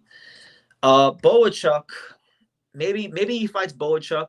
That's possible, but I'll tell you this now: if Boachuk doesn't take the fight, we know Conor Benn ain't taking the fight because Conor Benn's gonna go fight Eubank. So that leaves Jesus Ramos. So I think if Bachram vacates that belt, there's a big and very high chance that you see a guy like Lubin fight Jesus Ramos in a rematch for the belt, which, in all honesty, I think it's the right and fair and just thing to do. A lot of people, myself included, thought that thought that Ramos was robbed in that fight. I thought Ramos beat Lubin and beat him quite clearly, but they didn't feel that way, and that's what it is. Now, Hyro says, talk about the fights with Golden Boy and PBC. What fights? That rumor that supposedly they're working together. I don't believe in that yet. I got to see actual confirmation from both promotional companies. There's this rumor floating around that PBC and Golden Boy are going to do these fights. They said that Vergil Ortiz might be fighting Keith Thurman, which, again, I don't really put any stock into it because I got to see it reported by a more credible source. But I mean, if they're working together, great. They should have been doing that the last 10 to 15 years. If they would have did that, if they would have been doing that, we wouldn't have Turkey Al-Sheikh in boxing. But I guess better late than never. I don't know about Rolly, but Jin Suzuki could definitely beat Mario Barrios. Damn straight. Everyone talking about Jin this and Jin that. Jin would flatten Mario Barrios. I think so. I think he could beat Mario Barrios. Mario Barrios isn't that good. Will Jin ever get another chance to fight Norman or become a champion? I think he could be Rolly and Barrios. I think he'll definitely get a chance as long as he wins. He's got to correct some things and clean some things up. I don't know if you guys saw, but I forgot where I saw this interview. But I think it was Ring Magazine. Norman did an interview on Ring Magazine, and I guess he spoke to Jin Suzuki recently because they follow each other on Instagram now. And they've spoken about getting Jin Suzuki in the training camp. So might actually be Brian Norman Jr.'s sparring partner, which I think would be great for Jin. We've seen it many times in boxing where a fighter loses to a fighter, and then later on they become part of the camp. Like David Avanesyan lost to Jaron Ennis, and later on he became Boots' sparring partner for the Stanionis fight. So it happens very frequently in boxing. Shout out to Howard with the super chat. He said, if he isn't that good, go 12 with Barrios. Talking about me? I'm not a welterweight. If we was the same weight class, shit, get me in shape. You don't know, champ. I mean, clearly Mario could beat my ass. I'm not a professional fighter, but like talking about in the scope of the world-class fighters in the world. He's not like a top tier upper echelon guy. You want to talk about a guy that it got to where he got to because of good management. It's Barrios more than a guy like Xander, if we're being honest. Jin needs to fight in other countries. He has no real opposition in Japan. That is a fact. He needs to go be fighting other places and seeing different styles. But I don't know, man. Like, I love Jin, and I love the people at his gym, and I talk to one of the guy that runs his gym, my boy Issei. I don't know, man. I hope they could just get outside of their get outside of how they think about boxing a little bit and open up a bit. Don't be so rigid. Let Jin go to the different parts of the states and see some different styles. But that's neither here nor there.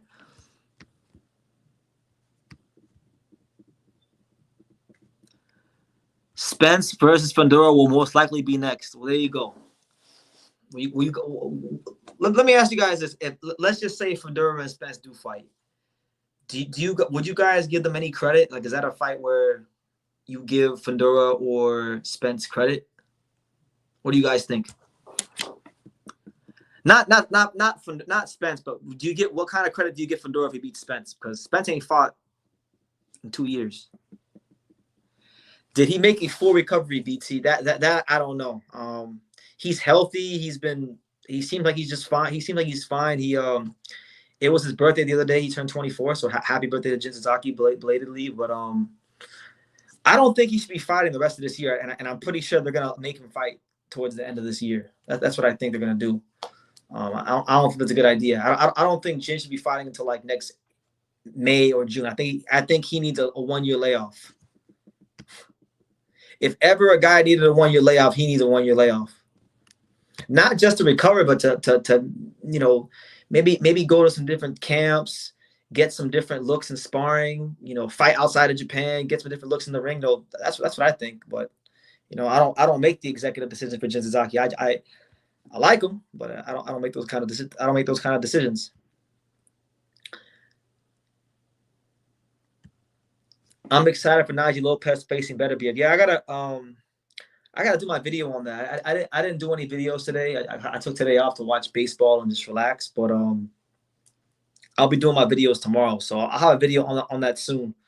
I'll say this: I got a lot of respect for Najee, man, and I've known Najee for years. I've known Najee since Najee Lopez was like 19 years old, and he's always been a guy that I think never had an ounce of fear in his heart. He's always had extreme confidence, more than most fighters, which is why I always believed in him.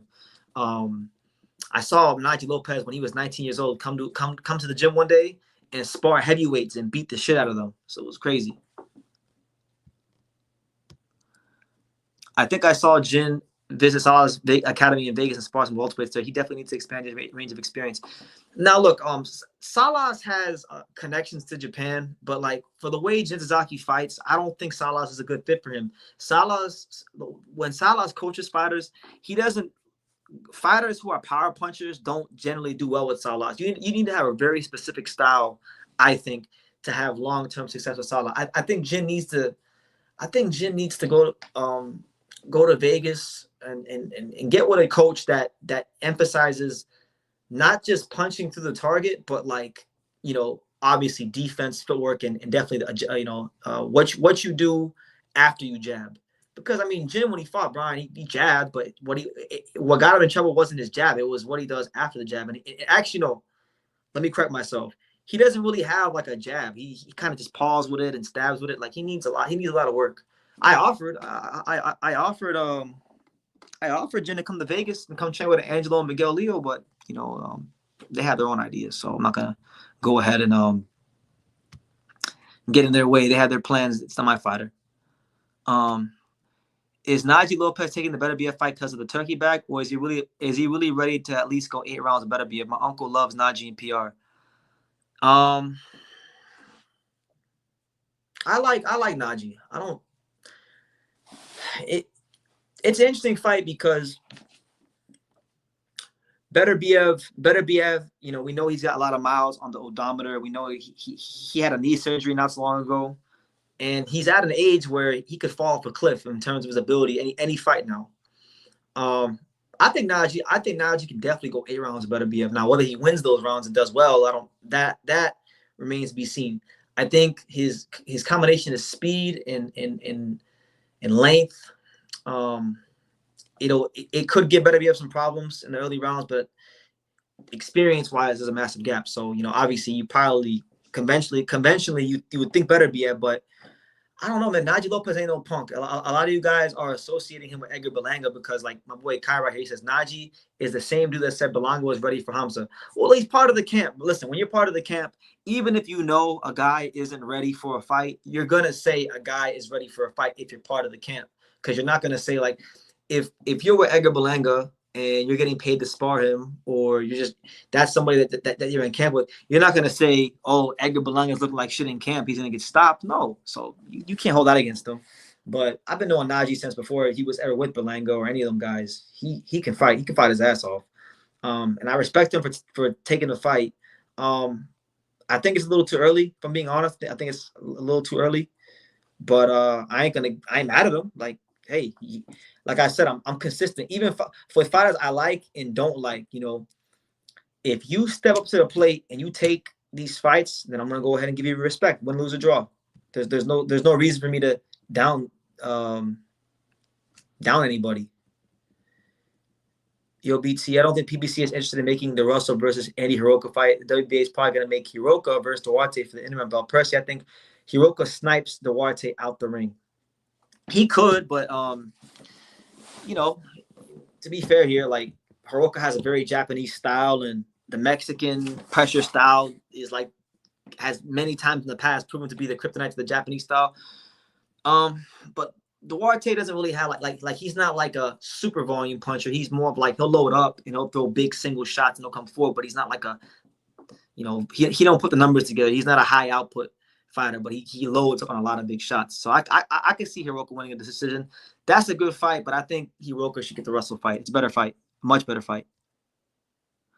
Would you visit any other countries to document the local boxing like you did in Japan? That was awesome. Yeah, that's one of my dreams. There's a lot of countries I want to go to. I want to go to I've been to England before, but I don't really count the England trip because I was 2019, so I'm 30 now. 2019, I was like 24 years old, and I was a dumbass back then, so I didn't plan it. It was a poorly planned trip, so I didn't get to see a whole lot of the UK. So I want to go to the UK at some point. Believe it or not, two of the top places I want to go to make those kind of videos, Val.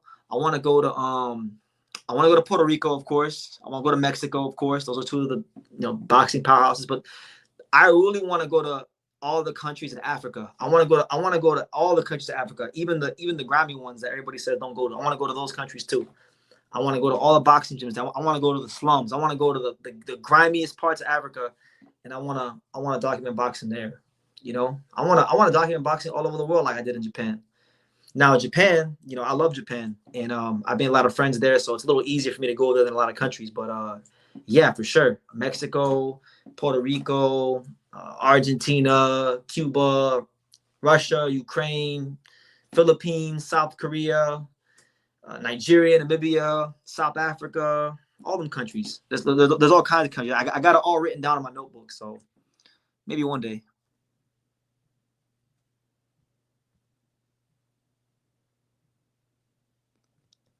Let me see.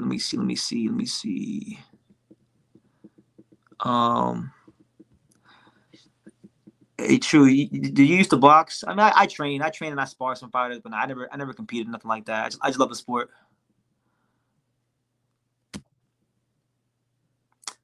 Najee has athleticism and power and more skill than Yard. Yard better be a good challenge. Yeah, I think would Najee beat Marcus Brown? Oh, for sure. I think Najee would stop Marcus Brown. I think so. BT, you should go to the Philippines. I want to go there. I want to go to the Philippines. There's a lot of places I want to go. There's a whole lot of places I want to go. But Ghana and South Africa, yeah, they're on my list, man. There's a lot of places I want to go. And, God has blessed me immensely to get to go to places. Like I never thought, like you think, what is it, almost 10 years ago? On September 5th, it'll be officially 10 years covering boxing here on True School Sports. Almost 10 years ago, I would have never thought my wildest dreams I'd go to places like Japan 3 times, let alone once, And then I got like friends there. I can go to Japan whenever I want, and I'm looked after pretty well, and it's pretty good stuff. I love it. People treat me there great, and it's always good vibes. I hope so, man. I hope you're right. If we could get that fight, now that's the fight right there. Now it's to the Boots fans, that don't like how I'm talking. Boots beats Murtazalia. I'm gonna start talking a little differently because that's a fighter that's doing his thing. That's really like he wins that fight. Then to me, like Boots is really back where he's supposed to be. Australia has a vibrant local scene, a lot of that's one of the top countries too. Australia, Africa. I know Africa is a continent, but countries in Africa, Australia, South Korea. I do want to go to Russia.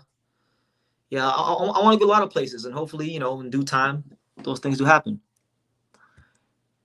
They said, wow, man, 10 years covering boxing at the ripe old age of 30. Yeah, I can't believe it. I can't believe it's 10 years. I can't believe I'm 30. Like time just be flying by. Time flies by when we're having fun. And it's crazy because I feel as though in my tank voice, I feel as though, yeah, I'm still covering boxing. I'm still, making content and I'm really enjoying it. But I think the rest of this year, I'm gonna be transitioning into like really being involved more in the sport from like a advisor standpoint.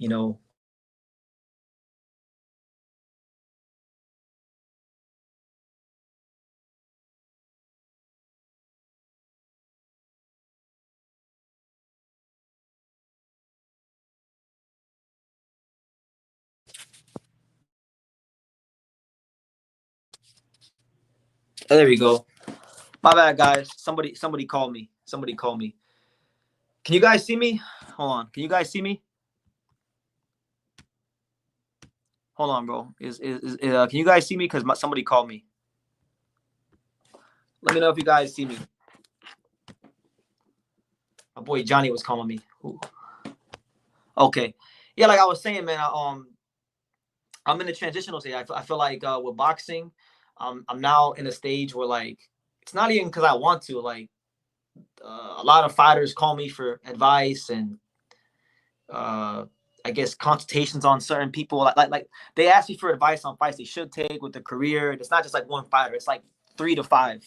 So I'm starting to help. I'm starting to help and work with some fighters. You guys know that I do help Angelo Leo a little bit here and there for camp, but that's kind of like the next phase. Is like doing this content still, but now like using the connections and the know-how of the boxing industry and these kind of things to help like all the other fighters that I know. So I'm really excited about that. BT, we gotta get Matthias to your channel for an interview. I've been talking to him through Instagram. I'm gonna talk to him about you and your channel. He needs the American audience. He got fun. I love Matthias. You tell him, look, you tell him, you talk to Matthias. You tell him that I would love to have him, and he's one of my favorite fighters, and that he's always welcome. You know what I'm saying? What up, True? Do you believe Spence will end up fighting Thurman? I do actually believe they have no chance, no choice but to fight each other. Whoever takes this L is essentially out of the race. I feel like they should fight. It's a loser goes home type of fight. I like that fight. True, you think it's over for Tank, or you think he's gonna retire after Roach? That's all upon him. That's all upon him. What I can say is that I know somebody. I'm not gonna say the name, but I have one of my closest friends in boxing just sparred him recently. He sparred him like 3 weeks before all that news came out about him beating up his girl, and the reports that I got back were not very good. So I would say right now the answer is he's gonna retire, but we'll see. BT, I'm very interested to see you in Korea covering boxing. It's been 15 years since we've seen a world-class Korean fighter. They've had a couple of fights. They've had a couple of fighters, like they've had a couple of women's fighters do something, but I know people don't really pay attention to women's boxing. They had a featherweight. They had a featherweight named Jong Seong Kang, who was ranked top 5 in the WBO at featherweight, but he wound up losing to this Filipino whose name I can't remember right now. It's escaping me. But yeah, South Korean boxing. It's been a long time. It's been probably since the days of Injin Chi. That would be a great transition to advisor. Yeah. There's one fighter in particular. I won't say his name. But there's a fighter from Japan who's a top talent who they pretty much said, BT, hey, look, we have a situation where this guy can't get his career moving, so help us out. And I'm kind of like helping him out right now. But I won't say his name though. But he's from Japan, and he's ranked. He's very good. If I actually get him a fight, I'll let you guys know who he is later. But right now, I'll keep his name under wraps. BT, what is next for Kenshiro Taraji? If there is a God, which I believe there is a God, I hope we can get the Ricardo Sandoval rematch, because I feel like Kenshiro Taraji beat Ricardo Sandoval, and Kenshiro Taraji has never lost a rematch. And I would even go as far as to say that 2 of his best performances of his career, being the Ibuki rematch and the Gagi and Lopez rematch, two of his best performances are rematch. He's never lost a rematch. I think the fight was close enough to warrant a rematch. So if they don't do Ricardo Sandoval versus Anthony Olascuaga for a unification fight in Southern California, then I want to see that fight. But if not that fight, I mean, if he doesn't fight Ricardo Sandoval, then I would like to see Kenshiro go up to 115 and challenge the IBF champion Waldo Garcia, because that's what he was planning on doing anyway. So stick to the original plan, go up there, challenge Waldo Garcia, and try to become a 3-division champion. Why not?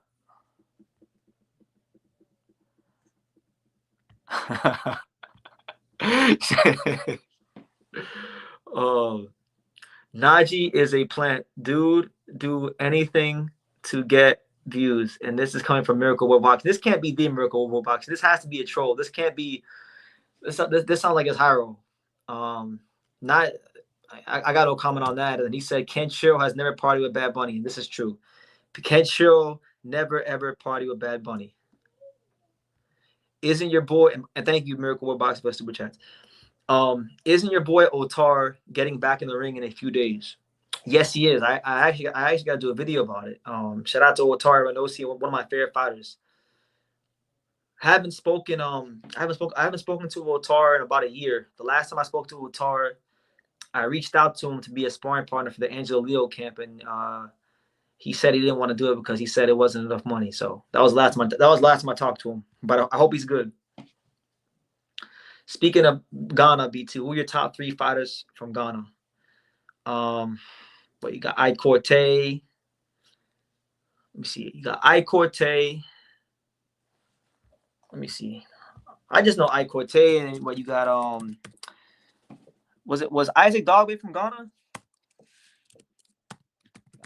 Ike Corte. Ike Corte is number 1. We all know Ike Corte number 1. No. Scratch that. Azuma Nelson. So I would say Azuma Nelson, Ike Corte, and then I'll probably go with how about Joshua Clottey? You know, Joshua Clottey was a favorite of mine. I used to love Joshua Clottey back in the day.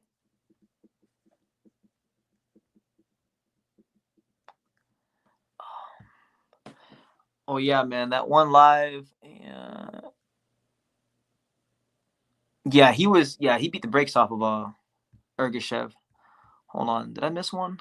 No, I didn't miss one. Okay, but shout out to everybody here at your boy BT True School Sports After Dark. We're here. Make sure you smash that like button.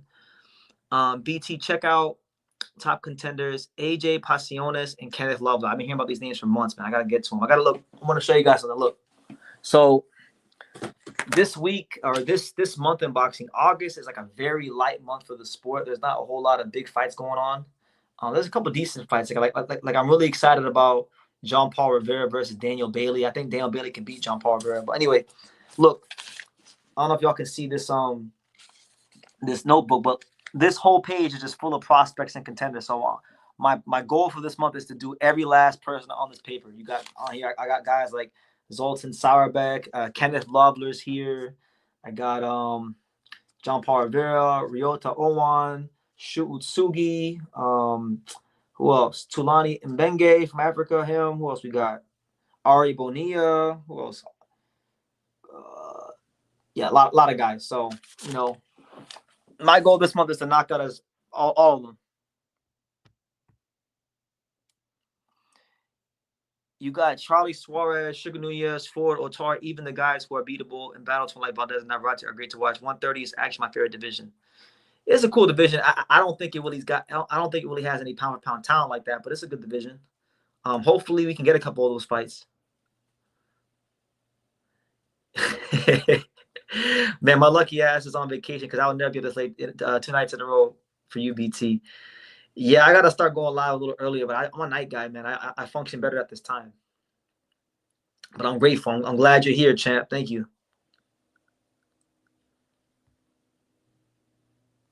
Let me see. Where is David Jimenez, the man who beat Ricardo Sandoval? Ooh, it's a good question, man. He should be getting fights, man, because David Jimenez beat Sandoval. He beat one of the Golden Boys' top prospects and John Scrappy Ramirez, and they don't show David Jimenez no love. I haven't even showed David Jimenez no love. I never even made a video about David Jimenez, so he deserves a True School Sports video. Right now, he doesn't have anything scheduled. He just actually fought. He fought like 2 weeks ago in Kriegstand. He fought in Kriegstand and he beat one of Tomoe Kameda's fighters, Ken Brun Torres. He knocked him out in 11 rounds. So he's still doing his thing. He actually won a WBA flyweight eliminator. So that means what? Wait, that means he's probably that should mean that he's the mandatory or close to the mandatory for Sandoval. Let me see. Oh, he's not ranked. Flyweight, yeah, he's not ranked. So I don't know where that's gonna place him, but he won a WBA flyweight eliminator. So yeah, I don't know what's going on. Why didn't Kenshiro have a rematch clause? I don't know. They probably thought he was gonna win. I don't know. You gotta talk to his team about that. Do boxers ever smoke weed? What are your thoughts on it? And does it have capability of being a PED? Boxers definitely smoke weed. I won't out anybody, but I know a couple off the top of my head personally that smoke weed. It's been well. You already have your answer to that question, because if you remember, Keyshawn Davis, after he fought, what's the guy's name? The guy from Philadelphia that just won. I need to start eating some fruits for my omega-3s, because my memory is going bad. Who was that guy? Nahir Albright. When he beat when Nahir Albright fought Keyshawn Davis tested positive for marijuana, because in certain states like Texas, it depends on the state, certain states have marijuana banned as a banned substance. So depends on where you're at. But to answer, if you're in certain places, the answer is yes. So it's up to the fighters to not smoke weed in states where smoking weed can be detected as a banned substance.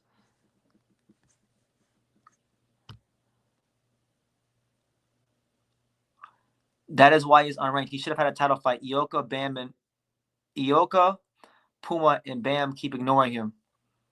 Who are you talking about, Sandoval or Jimenez? Yeah, he isn't ranked. You're right, though. If you're talking about Jimenez, he's not ranked at WBA at all.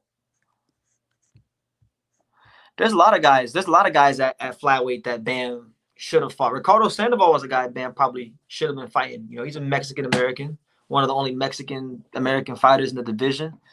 And they never fought each other. That was never even talked about.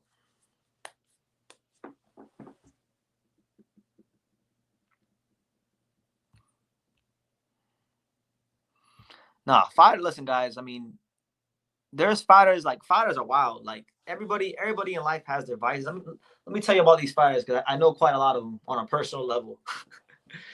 Every fighter has a vice, and I think every human being has a vice. And it's about overcoming these things and having discipline. So, the three are normally alcohol, drugs, and women, right? Now, for me personally, I don't drink and I don't smoke, so you can guess what mine is, right? But I'm pretty disciplined. For some fighters, it's all three. But it's crazy because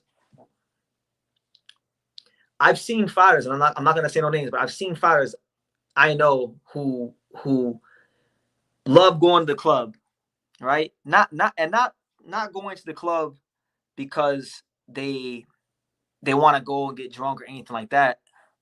But they just like to decompress and go to the club. I know fighters that fight better when they go to the club to decompress. I know fighters that fight better when they smoke, which is weird. I know fighters that fight better when they're having sex. It's weird. I'm not saying that I don't advise that fighters do these things, but I've seen special cases where fighters actually fight better by partaking in these certain activities. Stacey McKinley told me a story many years ago. Might have even been here. It might have been in an interview somewhere here on True School Sports. But he told me a story where Frankie Randall, the night of the fight against Julio Cesar Chavez in Vegas, he was in the MGM Grand gambling. So that's another one. Some fighters like to gamble. Val mentioned a healthy food. For some fighters, gluttony is so. We all have our shortcomings. We all have our things to overcome in life, but it's just about having discipline and overcoming these things.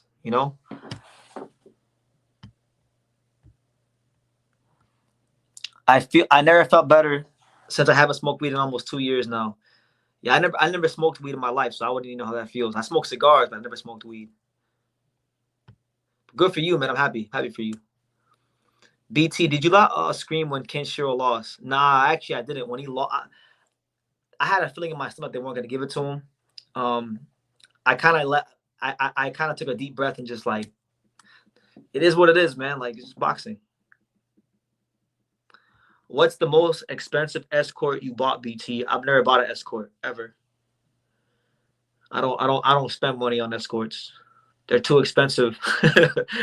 They're too expensive, and plus, I got $1 million mouthpiece. I can get women on my own. I don't need to talk. I don't need to talk to escorts. Plus, these escorts, from what I know, because I got friends. I got hello friends. South Florida's a crazy place. You're growing up in South Florida with all these exotic women like from Cuba and Venezuela and Peru and Argentina and all these Latin countries. There's a lot of Latin escorts. So I know a couple of friends that they have crazy escort stories, and I don't want to have those kind of stories. So I don't even deal with them. They're expensive. They be setting you up to get robbed. So I don't have any. I'm honestly, guys, I'm a pretty boring guy. All I do is wake up, work out occasionally, hang out with my friends, watch boxing, watch baseball, watch hockey, make this content, and just stay out of trouble.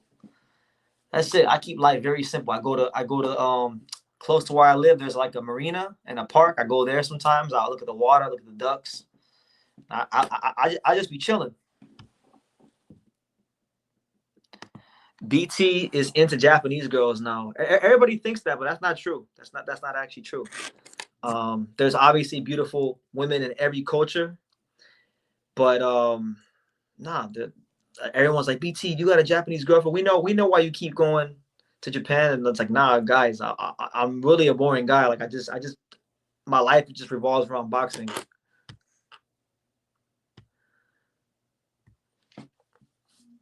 You should come and watch the Thrilla Manila 2 event in the Philippines in December. It's going to be promoted by Manny Pacquiao. 3 world championship fights featuring.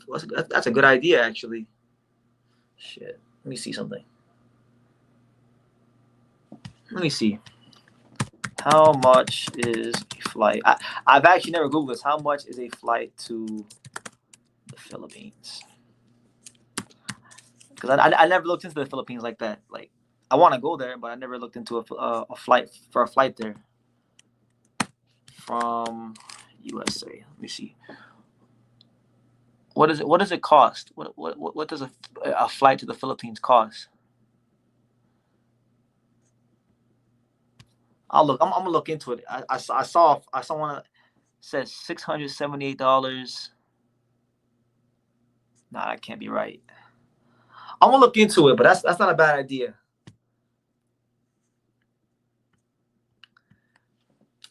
Who's gonna carry the torch once Manny retires for Filipino boxing? So, I mean, that's a tough torch to carry. It's gonna have to be one of these, like, I don't know. You got a lot of good fighters. I mean, a lot of people seem to be very high on I don't know. Maybe Mark style.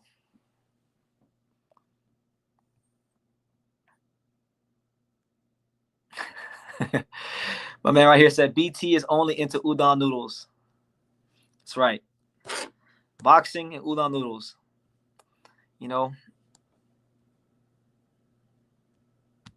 BT, Japan to the Philippines. You should consider coming here seeing about. Well, maybe what I'll do is, let me see. How much is a flight from Japan? I'll say, how much is a flight from Tokyo to the Philippines? Because I'm gonna go to Japan again, and I don't know when. And I don't think I'll be in Japan the rest of this year. But let me see. How much is a flight from Tokyo to the Philippines? Let's Google that for a second.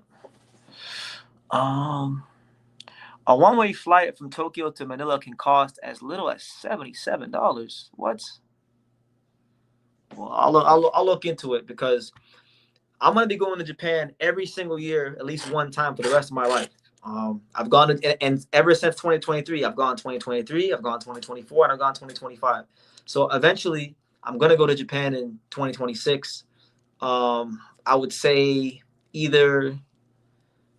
probably in the spring. I'm gonna say the spring, April, May.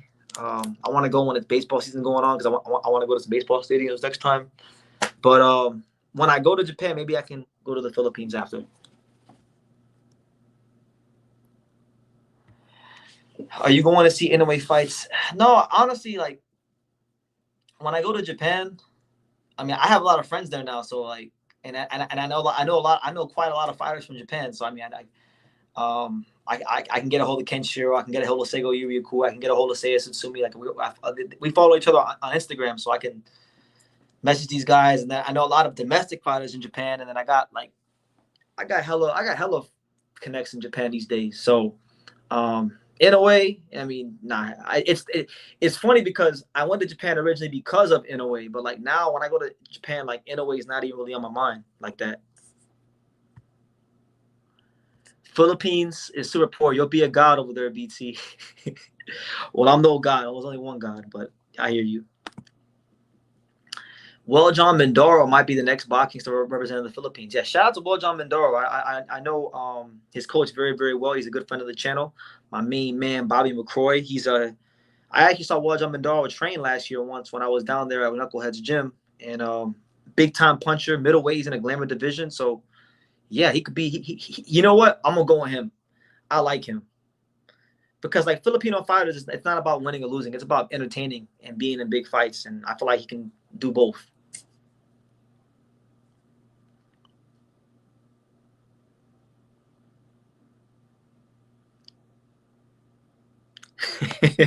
You never talk about Carl James Martin. I don't. I know who he is because of the rankings, but I never watched him fight. I just know he's in the Philippines, and I believe he's ranked at super bantamweight. So that's all I know about Carl James Martin. I don't know a whole lot more than that. But yeah, man, I got a lot of Filipino support. So yeah, the Philippines is one of them countries I want to go visit. But the world is big. The world is big, and you know I want to try to cover as much of the boxing world as I can, and go places that nobody else in America has gone. You know that's what we do here on True School Sports. So you know, with patience and faith and God's timing, I'm sure it'll all happen at the right time. Just the same way Japan happened, same way everything that's happened.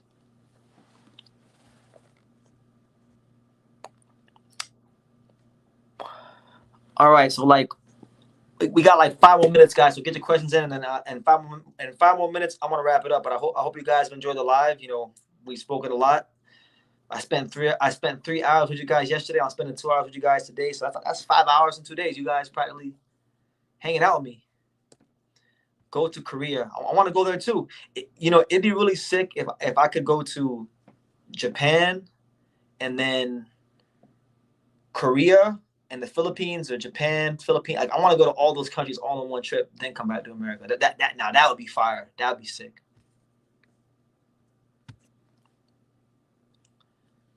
Come to the Philippines and go to different boxing gyms in Luzon, Visayas.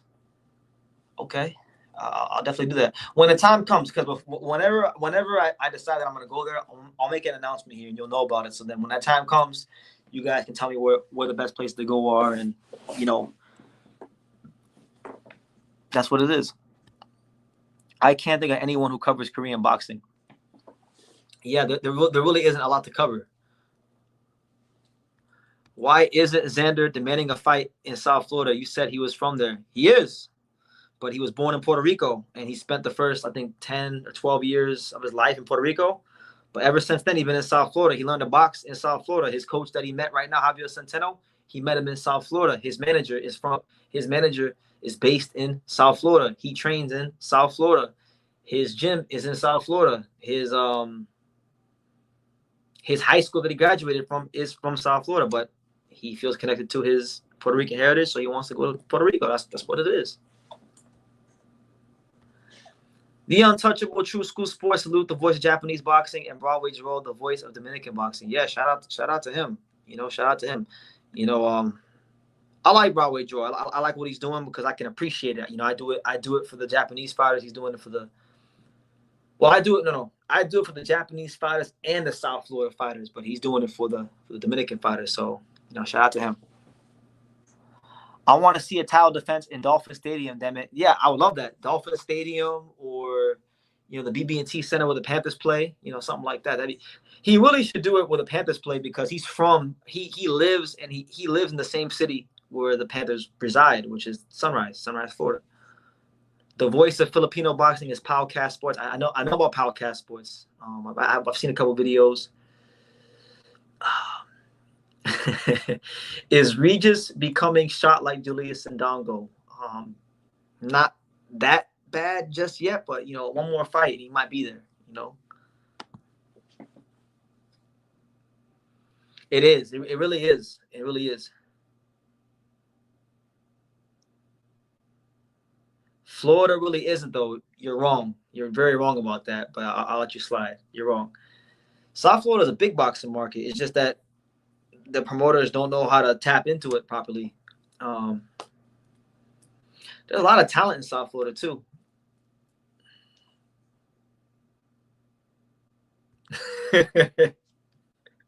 Yeah, I've seen that video.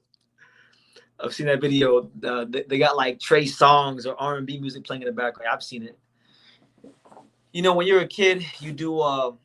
When you're young, sometimes you have very cringe moments, and that was his cringe moment. I know for a fact, watching some of my old videos, and I got a video coming out soon, because I made a video about Crawford Canelo like back in 2016. And I was watching it. I was 21 years old, and I was watching how I was talking in that video, and I'm like, "Damn, BT, you was cringe. You didn't even have your voice on YouTube yet." So, when you're young, you got cringe moments. So I won't hold it against them. There's not a lot of talent coming from Puerto Rico. I don't know if I agree with that one either. Puerto Rico always has talent. It's just that there hasn't been any like transcendent talent. There's been guys that have been world level. A couple guys can pick up titles, but there hasn't been any like transcendent talent. He's supposed to do the rematch with Emmanuel Navarrete. I saw a report yesterday where they're supposed to look into doing that fight. So we'll see how it goes. But guys, look, it's been an absolute pleasure once again, guys. Thank you for rocking with me for the last 2 hours. I don't know if I'll be live tomorrow. So if I'm not live tomorrow, I'll be live on Tuesday. But listen, you guys take care. I'm going to get up and out of here. Keep supporting the channel. We're closing in on 90,000 subscribers. And then once we get 90, I'm going to start thinking about 100,000. And then inevitably, like, when I hit that 100,000 subscribers, Miguel Leo has already promised me that we're going to have a party at Circa. Angelo going to be there, and there's going to be a lot of beautiful women. So we're going to do it in Vegas. We're going to do it in South Florida. So I'm trying to get to 100,000 so I can get my party at Circa already that I was promised. So that being said, listen, you guys take care.